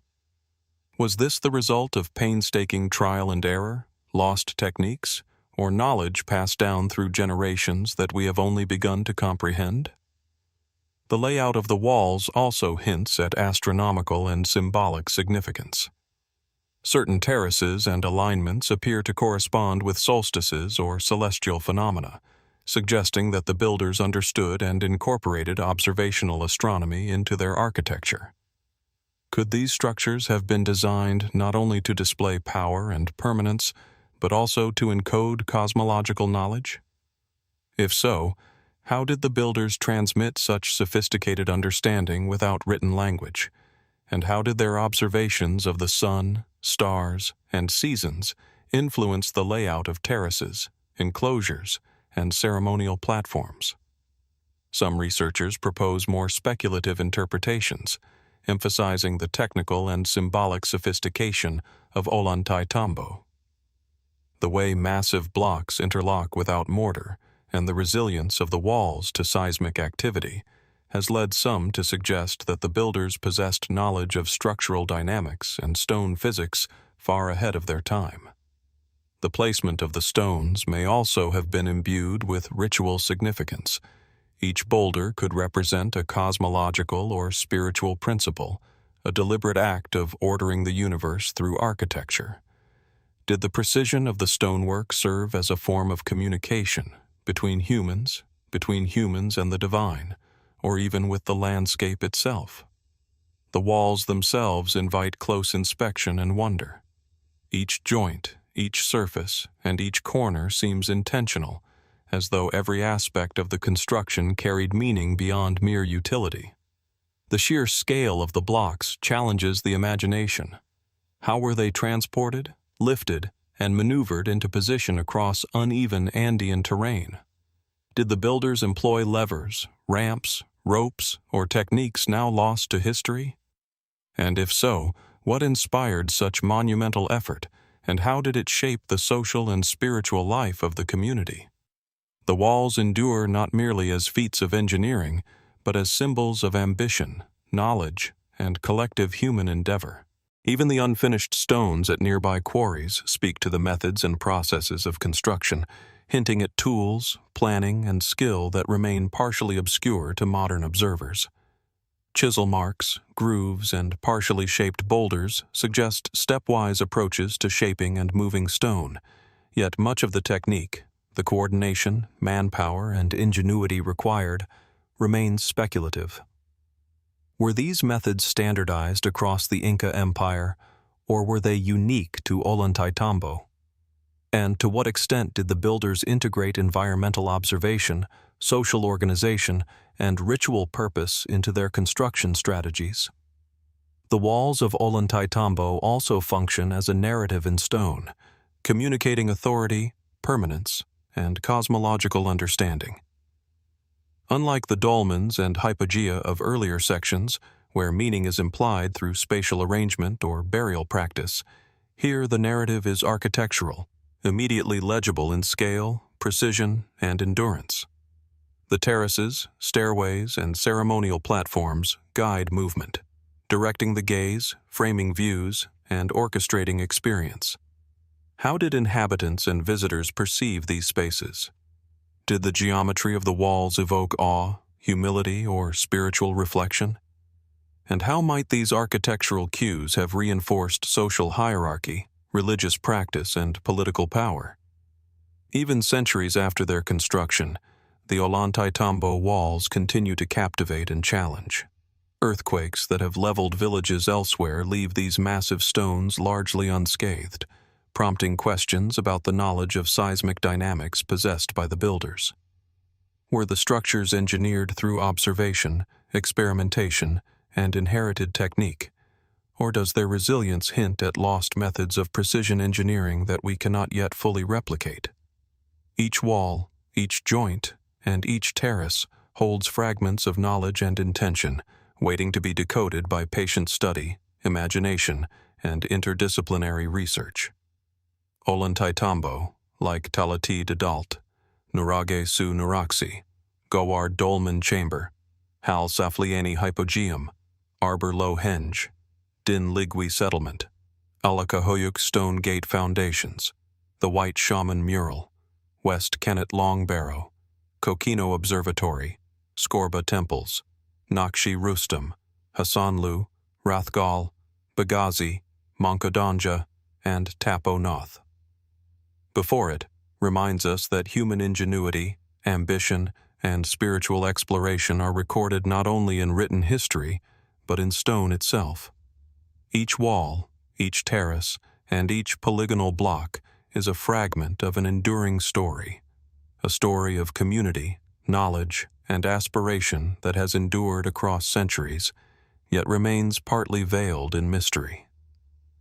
Standing before the walls today, one is struck by the interplay of scale, precision, and context. The mountains loom in the background, the river flows below, and the city spreads outward. Yet these massive stones anchor the observer in both time and space. Ollantaytambo invites reflection on the sophistication of its builders, their understanding of material, landscape, and cosmos, and their desire to leave a permanent mark upon the world. What knowledge, ritual, or symbolic order remains encoded within these walls? How much of their construction was driven by necessity, and how much by spiritual or cosmological insight? And what secrets, still hidden in the stones themselves, await discovery, interpretation, and understanding by those willing to study the legacy left by this extraordinary civilization?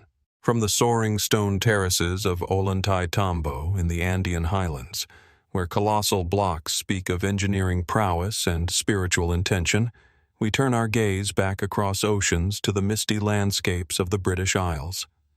On the gentle rolling plains of Anglesey, Wales, lies a site whose subtle power and enigmatic design have captivated archaeologists and visitors alike for centuries.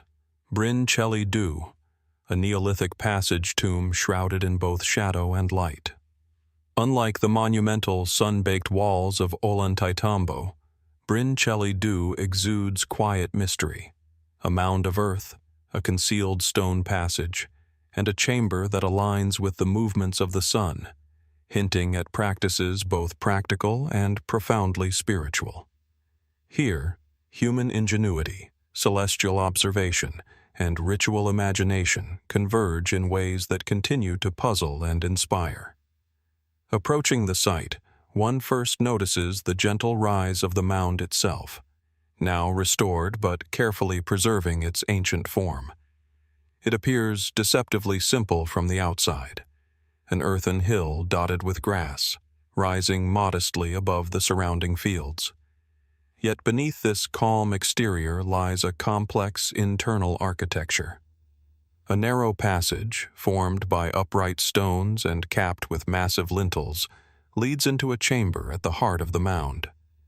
The interior, dark and enclosed, contrasts sharply with the openness of the surrounding landscape, creating a sense of transition, separation, and anticipation. Who entered this passage thousands of years ago, and what did they expect to encounter within? Bryn Celli Ddu was constructed during the late Neolithic, around 3000 BCE, a period marked by the proliferation of megalithic monuments across Britain and Western Europe. Its purpose, like that of many passage tombs, is traditionally associated with burial and ritual. Excavations have revealed human remains, primarily cremated, alongside evidence of ceremonial activity. Yet even with these findings, questions persist. How was the site chosen, and why was the passage oriented as it is? Archaeologists note that the tomb's passage aligns precisely with the rising sun at the summer solstice, a moment when light penetrates the chamber in a narrow beam, illuminating the back wall with ethereal clarity. Was this alignment accidental, or was it a deliberate expression of cosmological understanding, marking cycles of life, death, and renewal? The precision of the alignment continues to intrigue researchers. The builders would have had to observe solar movements over many years to achieve such accuracy, suggesting careful planning, long-term communal investment, and a sophisticated understanding of celestial patterns. Did this alignment serve purely symbolic or ritual purposes, marking the rebirth of the sun and the turning of the seasons? Or might it have been integrated into agricultural cycles, guiding sowing and harvesting, linking celestial observation with daily survival? Bryn Celli Ddu stands as a monument that intertwines human experience with the rhythm of the cosmos, yet its full meaning remains elusive. The stones themselves also carry an aura of intentionality and mystery. Some uprights are etched with subtle carvings, spirals, serpentine patterns, and concentric motifs that suggest symbolic or spiritual significance. The interpretation of these markings is contested. Were they purely decorative, intended to honor the dead or deities, or did they encode information, astronomical, ritual, or social, that we have yet to decipher? The chamber's architecture, the carvings, and the passage orientation together hint at an integrated system of knowledge, one that blends art, astronomy, and ritual in ways that challenge modern assumptions about Neolithic societies. Excavations reveal that Bryn Celli Ddu was not a static monument.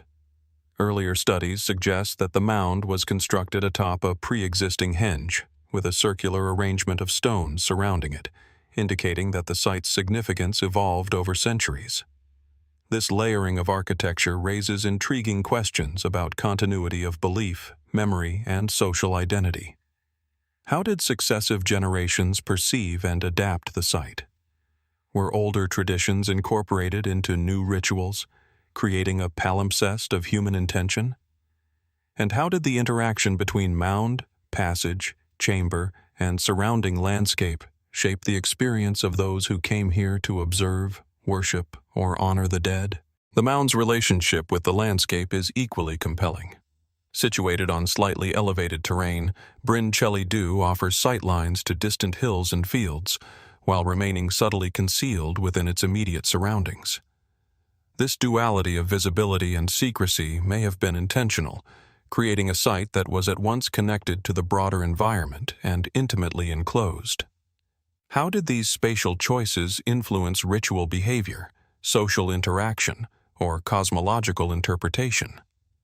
Did the placement of stones, the orientation of the passage, and the construction of the chamber encode knowledge about the cycles of sun and moon, or the social hierarchy and roles of those who participated in ceremonies? Speculative interpretations extend to the symbolic and experiential qualities of the site. Walking through the narrow passage, one feels the compression of space, the anticipation of emerging into the chamber illuminated by solstice sunlight. Could this movement have been a deliberate part of ritual practice, a physical enactment of transition from darkness to light, from death to rebirth?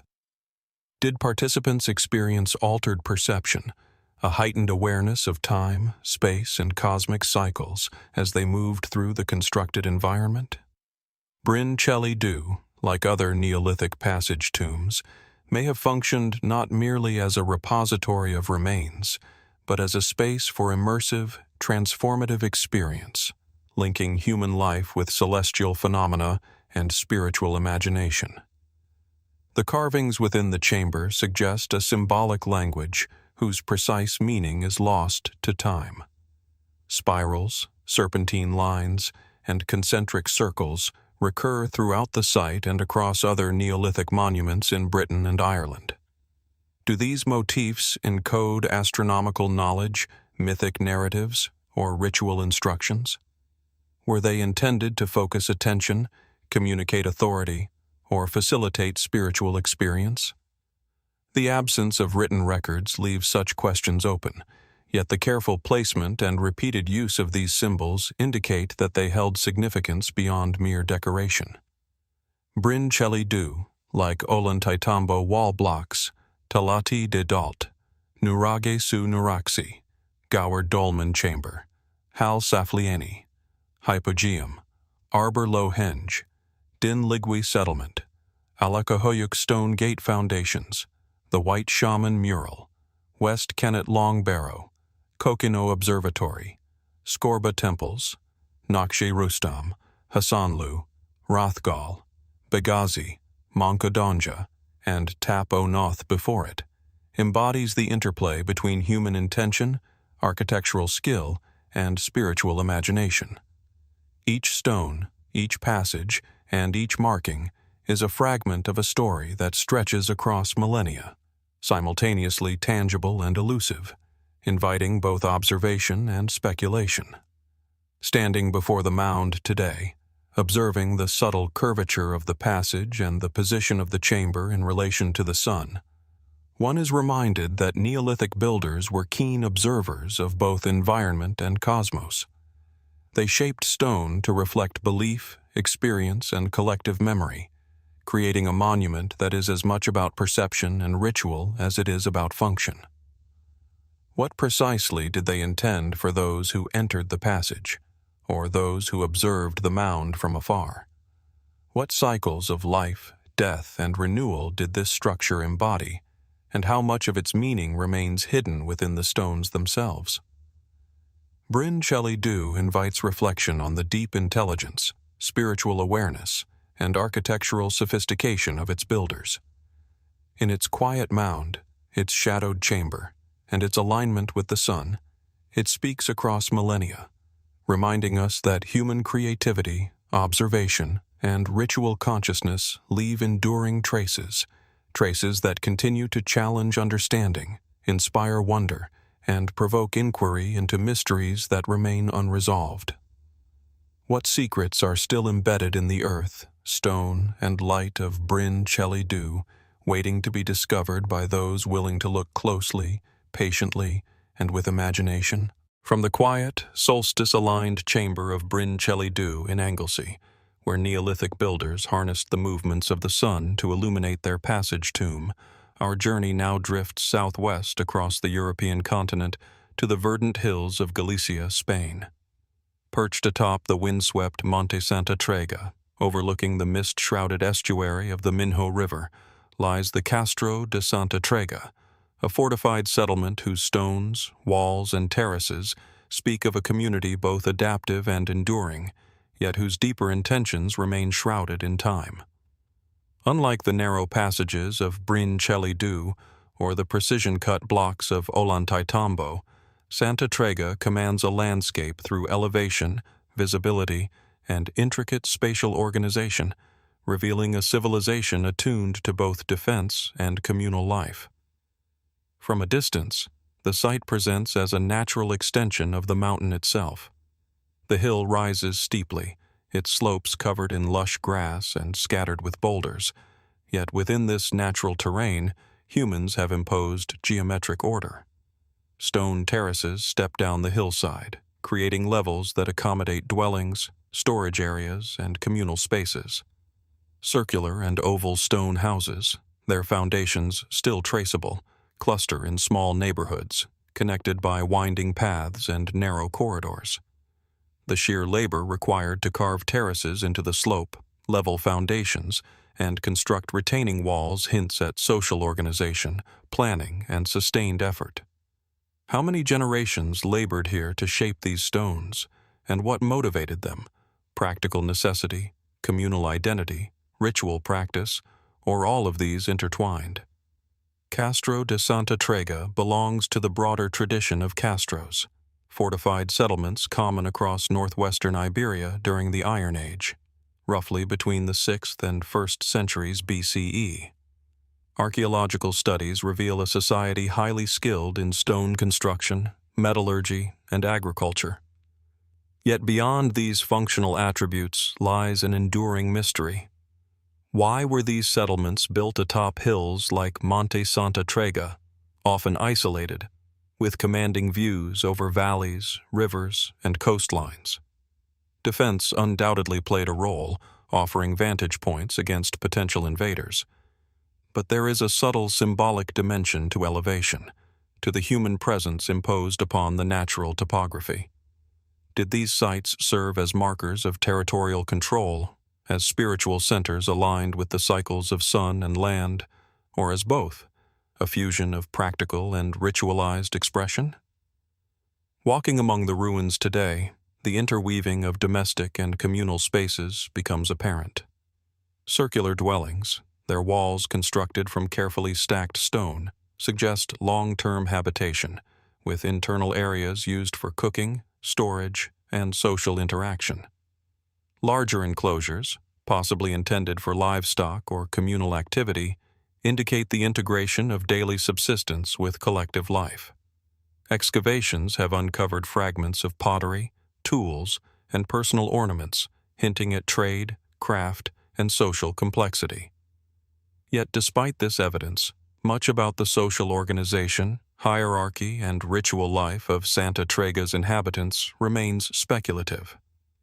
How were decisions made, labor coordinated, and ceremonies performed?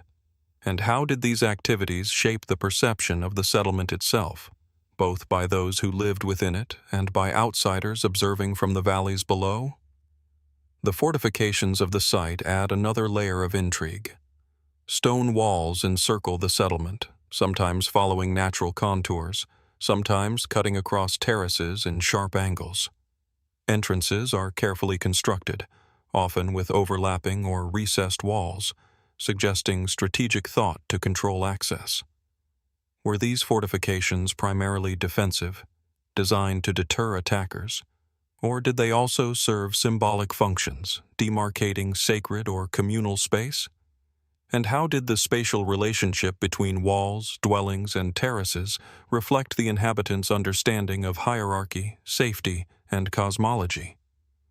Evidence of ritual and ceremonial life is subtler but no less compelling. Certain enclosures and platforms within the site appear intentionally oriented, and some bear traces of stone arrangements whose significance is not fully understood. Did these areas host feasts, seasonal rituals, or initiations?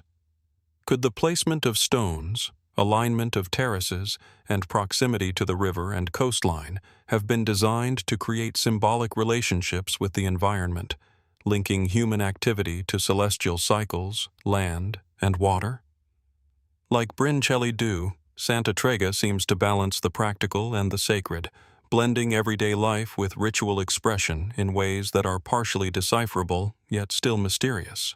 The stones themselves, weathered and worn, preserve traces of human interaction across centuries. Some are shaped and fitted with care, forming house foundations, walls, and terraces. Others remain rough, incorporated directly from the landscape. The juxtaposition of worked and natural stone creates a dialogue between human intention and the environment, suggesting a sophisticated understanding of space, material, and aesthetics. How did the builders perceive the land? Did the act of shaping stone into dwellings and fortifications carry spiritual significance, marking human dominion over nature? Or did it honor natural forms, integrating construction into the existing terrain? Beyond the physical site, the location of Monte Santa Trega itself is a mystery to consider. Its height offers panoramic views over the surrounding valleys, estuaries, and distant coastline, yet it is relatively isolated, perched above arable land and water sources. Was the selection of this site driven solely by defense, or was it chosen for visibility, ritual prominence, or territorial signaling? Could the settlement have functioned as a regional center, a hub for trade, governance, or spiritual observance? And if so, how did the layout of terraces, dwellings, and communal spaces encode both practical guidance and social or spiritual order? Speculation extends even to the construction techniques. The terraces, walls, and dwellings suggest extensive knowledge of stone handling, slope stabilization, and structural integrity, yet many aspects remain uncertain. How were these stones transported, shaped, and positioned without modern tools? How much experimentation, collective knowledge, or lost technology was required to create a settlement that could endure centuries of erosion, seismic activity, and human reuse? And what cultural imperatives drove such sustained effort? Practical survival, communal identity, spiritual observance, or a combination that is now difficult to untangle? Castro de Santa Trega, like Bryn Celli Ddu, Ollantaytambo wall blocks, Talatí de Dalt, Nuraghe Su Nuraxi, Goward Dolmen Chamber, Ħal Saflieni Hypogeum, Arbor Low Henge, Lligwy Settlement, Alacahöyük stone gate foundations, the White Shaman mural, West Kennet Long Barrow, Kokino Observatory, Skorba Temples, Naqsh-e Rustam, Hasanlu, Rathgall, Begazy, Monkodonja, and Tapo Noth. Before it, illustrates the interplay between human ambition, environmental observation, and spiritual imagination. Each terrace, wall, and dwelling is a testament to centuries of labor, thought, and cultural continuity, yet each also leaves lingering questions about the social organization, ritual life, and worldview of its builders. Standing atop the summit today, surveying the network of terraces and circular dwellings, the viewer is struck by the combination of permanence and subtlety. The settlement integrates with the natural contours of the hill, while commanding views over river, valley, and distant coast, creating a sense of control, presence, and symbolic resonance. Castro de Santa Trega invites us to consider the intentions of its builders. How did they balance practical needs with spiritual aspirations? How did their architecture reflect observation of the land, the sun, and the seasons? And what knowledge, technical, ritual, or cosmological, remains encoded in stone, terraces, and orientation, waiting for patient inquiry to reveal its secrets? In the quiet sway of wind across Monte Santa Trega and the shadows cast by centuries-old stones, the settlement continues to speak, not in words, but in the enduring language of human curiosity, ingenuity, and imagination, a language that challenges us to interpret, speculate, and wonder. What stories, rituals, or cosmic understandings are still hidden within its terraces, walls, and circular dwellings? and how much of the human experience that created this remarkable site remains locked in stone, awaiting discovery by those willing to look, reflect, and question the mysteries of the past. From the windswept terraces and circular dwellings of Castro de Santa Trega, where Iron Age communities carved defensive and communal spaces atop the hills of Galicia, our journey returns once more to the mist-laden landscapes of Wales, where ancient stone monuments mark the passage of human imagination through time. Here, in the serene expanse of Pembrokeshire, stands Pentre Ifan, a Neolithic dolmen whose monumental presence continues to inspire awe and speculation. Unlike the living fortified terraces of Santa Trega, Pentre Ifan is a monument of memory, a carefully arranged collection of massive stones that has endured for over 5 millennia, embodying both human ingenuity and profound mystery. Approaching Pentre Ifan, one is first struck by scale and balance. A massive capstone, nearly 16 tons in weight, rests seemingly precariously upon slender supporting stones, yet the structure has stood undisturbed for thousands of years. The capstone, perfectly balanced and slightly tilted toward the west, shelters a small chamber beneath, its interior once used for burial or ritual purposes. The precision of its placement defies simple explanation, and it invites questions about the techniques, intentions, and beliefs of those who constructed it. How did Neolithic builders, with only rudimentary tools, manipulate such enormous stones with such finesse? What compelled them to devote so much labor to a structure whose design transcends mere practicality? Pentre Ifan dates to approximately 3,500 BCE, placing it firmly in the late Neolithic period, a time when communities across Western Britain were constructing megalithic monuments that combined utility, ritual, and symbolism. Excavations have uncovered fragments of human remains, pottery, and stone tools, hinting at the ceremonial and funerary functions of the site. Yet the precise meaning of the dolmen, the choice of stones, and their extraordinary arrangement remain elusive. Was Pentre Ifan primarily a burial site, a territorial marker, or a spiritual observatory? Or could it have served all these functions simultaneously, blending the practical, the social, and the sacred into a single enduring edifice? The structure itself is a marvel of geometry and engineering.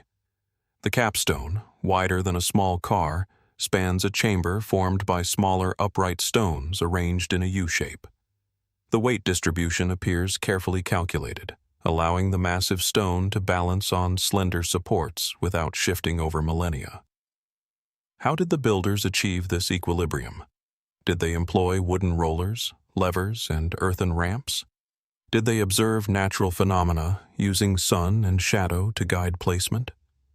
The absence of written records leaves these questions open, yet the enduring stability of Pentre Ifan suggests sophisticated knowledge of materials, weight, and geometry transmitted through generations or perhaps lost with the passage of time. The setting amplifies the monument's enigmatic power.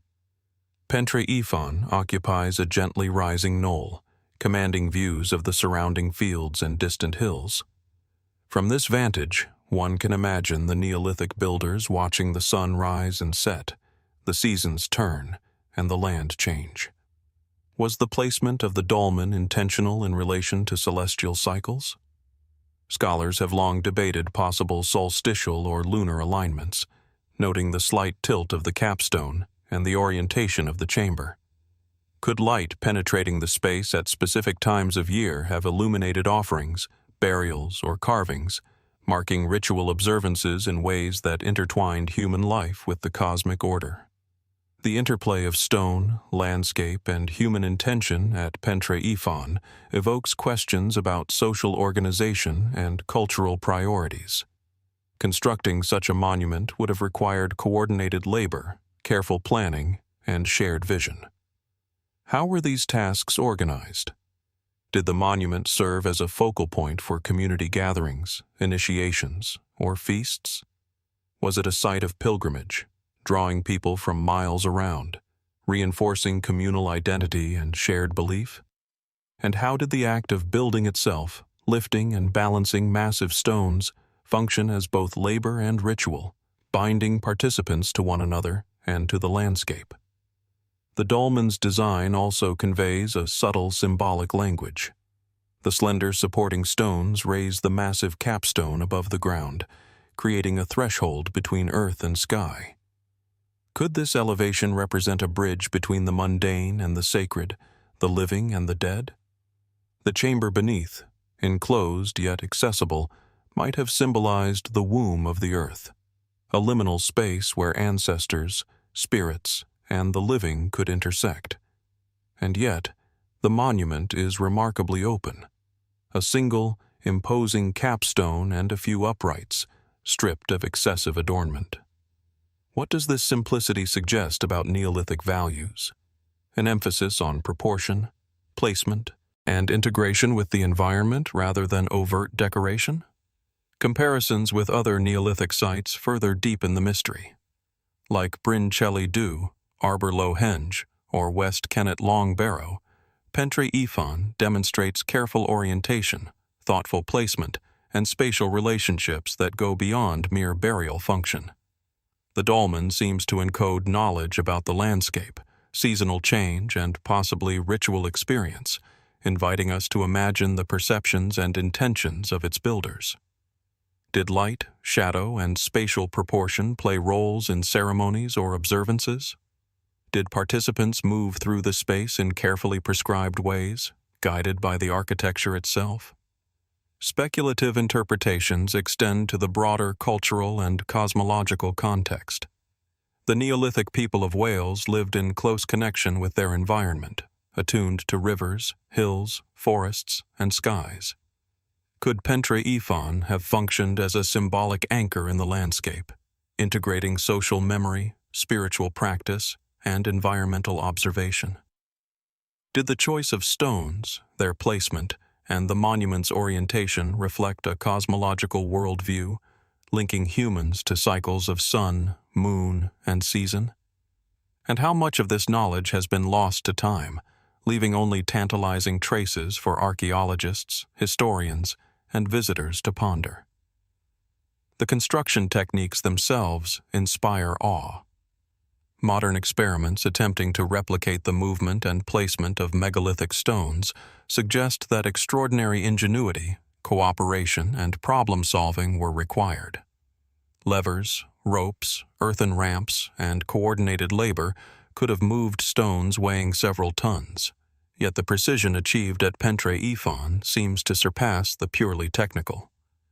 Was the placement of each stone informed by intuition, observation, ritual, or a combination of all three? Could the monument have served as a teaching tool, a way to encode communal knowledge about construction, cosmology, and social organization in enduring stone? Even the smallest details contribute to the monument's enigmatic presence. Subtle irregularities in stone size and placement, slight tilts, and careful spacing create effects of balance and tension that draw the observer's eye and imagination. How intentional were these choices? Were they purely practical, compensating for irregular shapes and uneven terrain, or were they imbued with symbolic meaning, creating a dialogue between earth, sky, and human perception? Each stone, each angle, and each shadow hints at a purpose beyond function, a story partially hidden, waiting for those willing to look closely.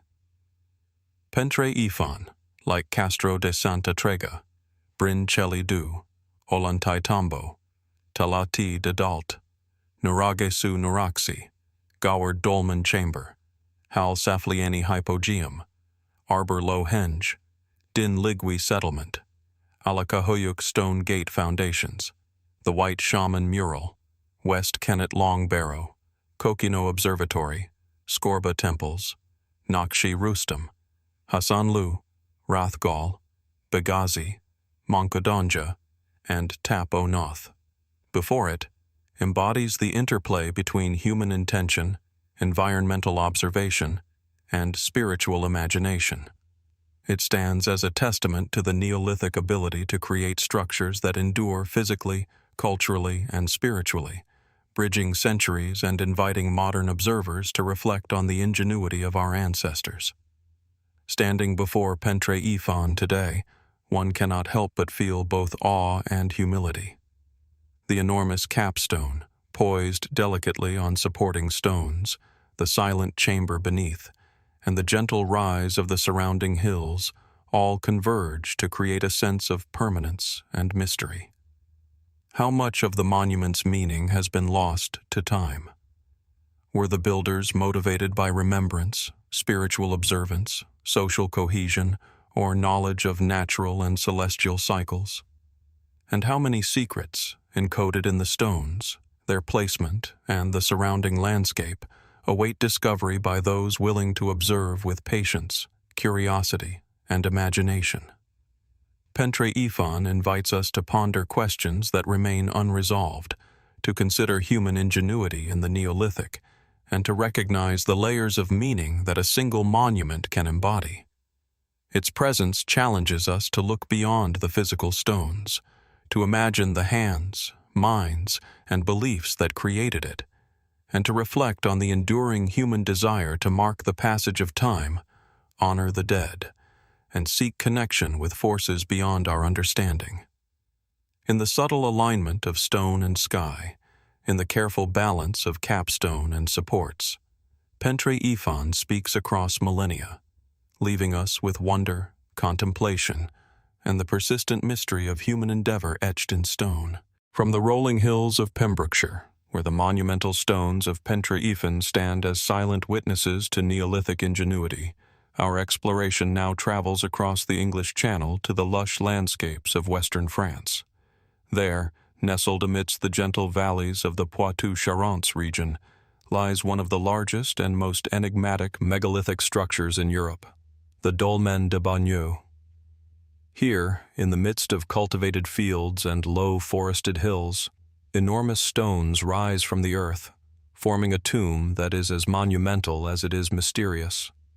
Unlike the carefully balanced capstone of Pentre Ifan or the compact, solstice-aligned passage of Bryn Celli Ddu, Bagneux impresses with sheer scale, volume, and permanence, a testament to human ambition that still defies full understanding. Approaching Dolmen de Bagneux, the first impression is one of awe. The site stretches over 40 meters in length, its chamber formed by dozens of massive upright stones and capped by enormous slabs of granite. The size alone challenges the imagination.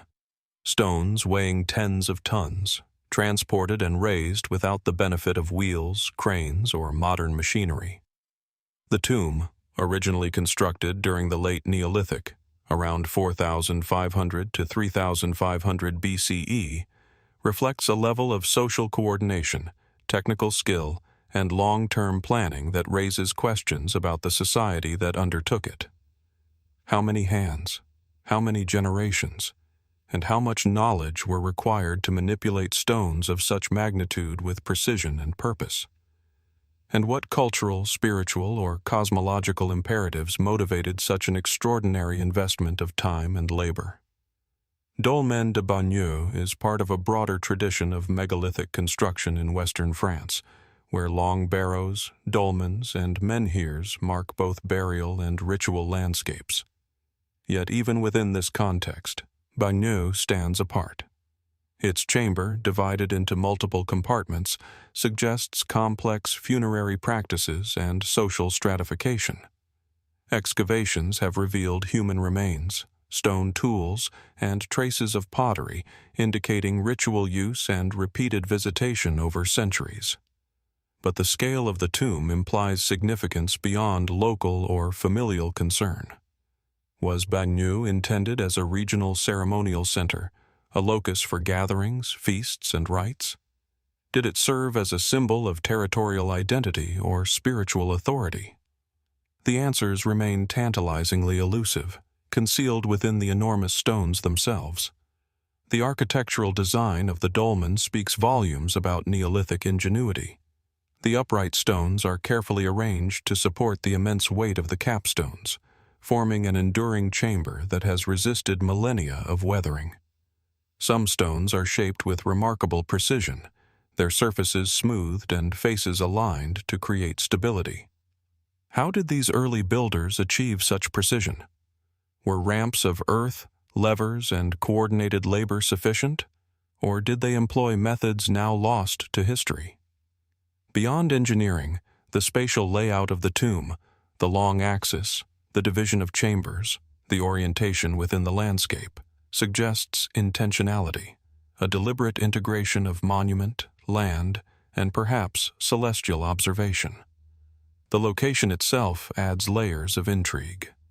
Bagneux sits amidst gently rolling terrain, commanding views over distant valleys and low hills.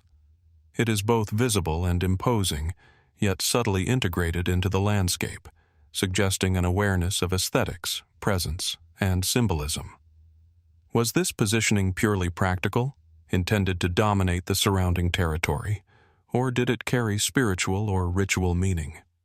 Might the tomb have served as a focus for solar, lunar, or seasonal observation, its long axis aligning with the rising or setting sun at particular times of the year?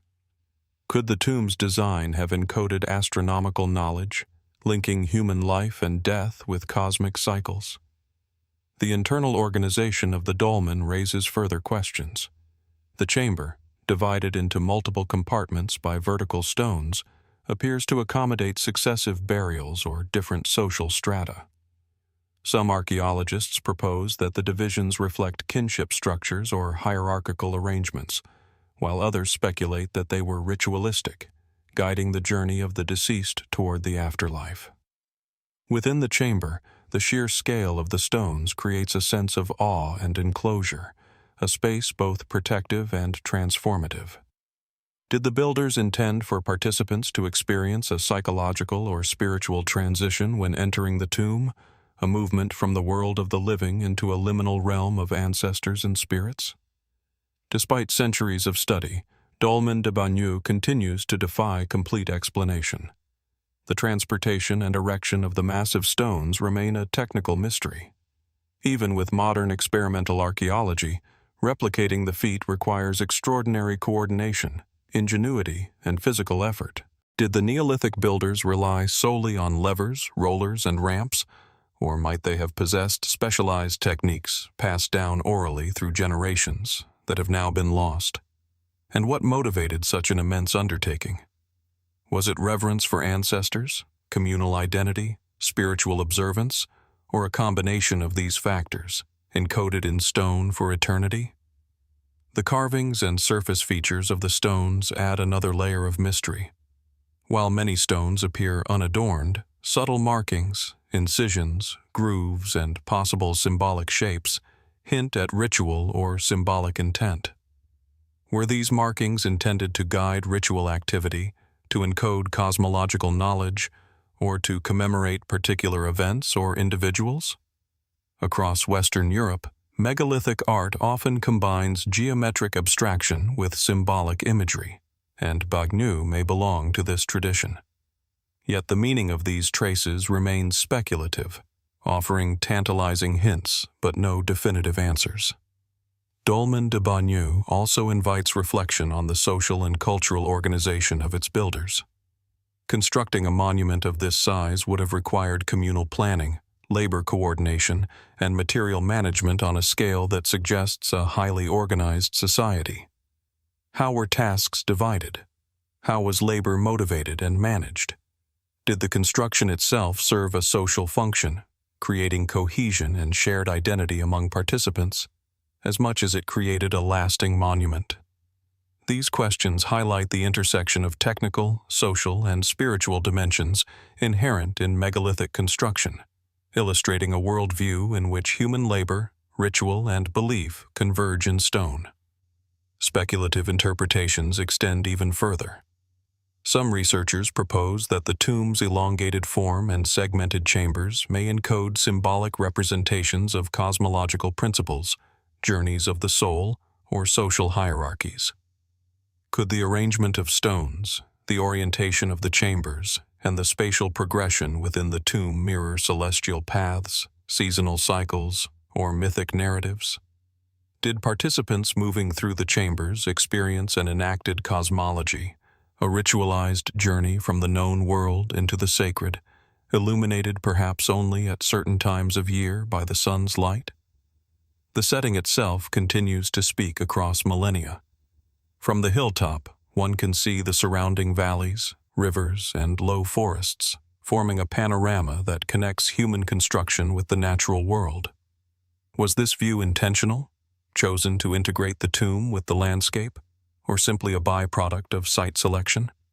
Could the dolmen have served as a point of orientation, a landmark for travel, trade, or pilgrimage, linking communities across the region? And how much of its power derives from this interplay between stone, earth, and horizon, as much as from its physical form?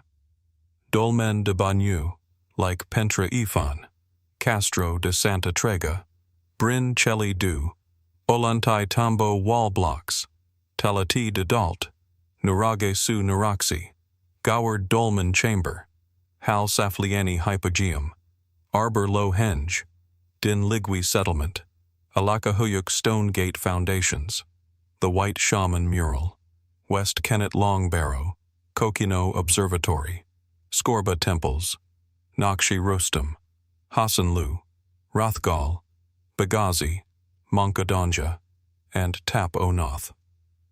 Before it embodies the intricate interplay of human ingenuity, spiritual imagination, and environmental awareness.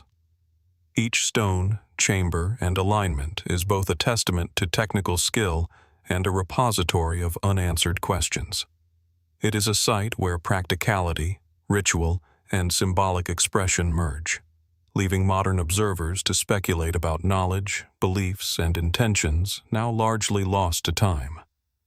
Standing among the immense capstones and vertical slabs today, one cannot help but reflect on the builder's vision. How did they conceptualize space, weight, and structure?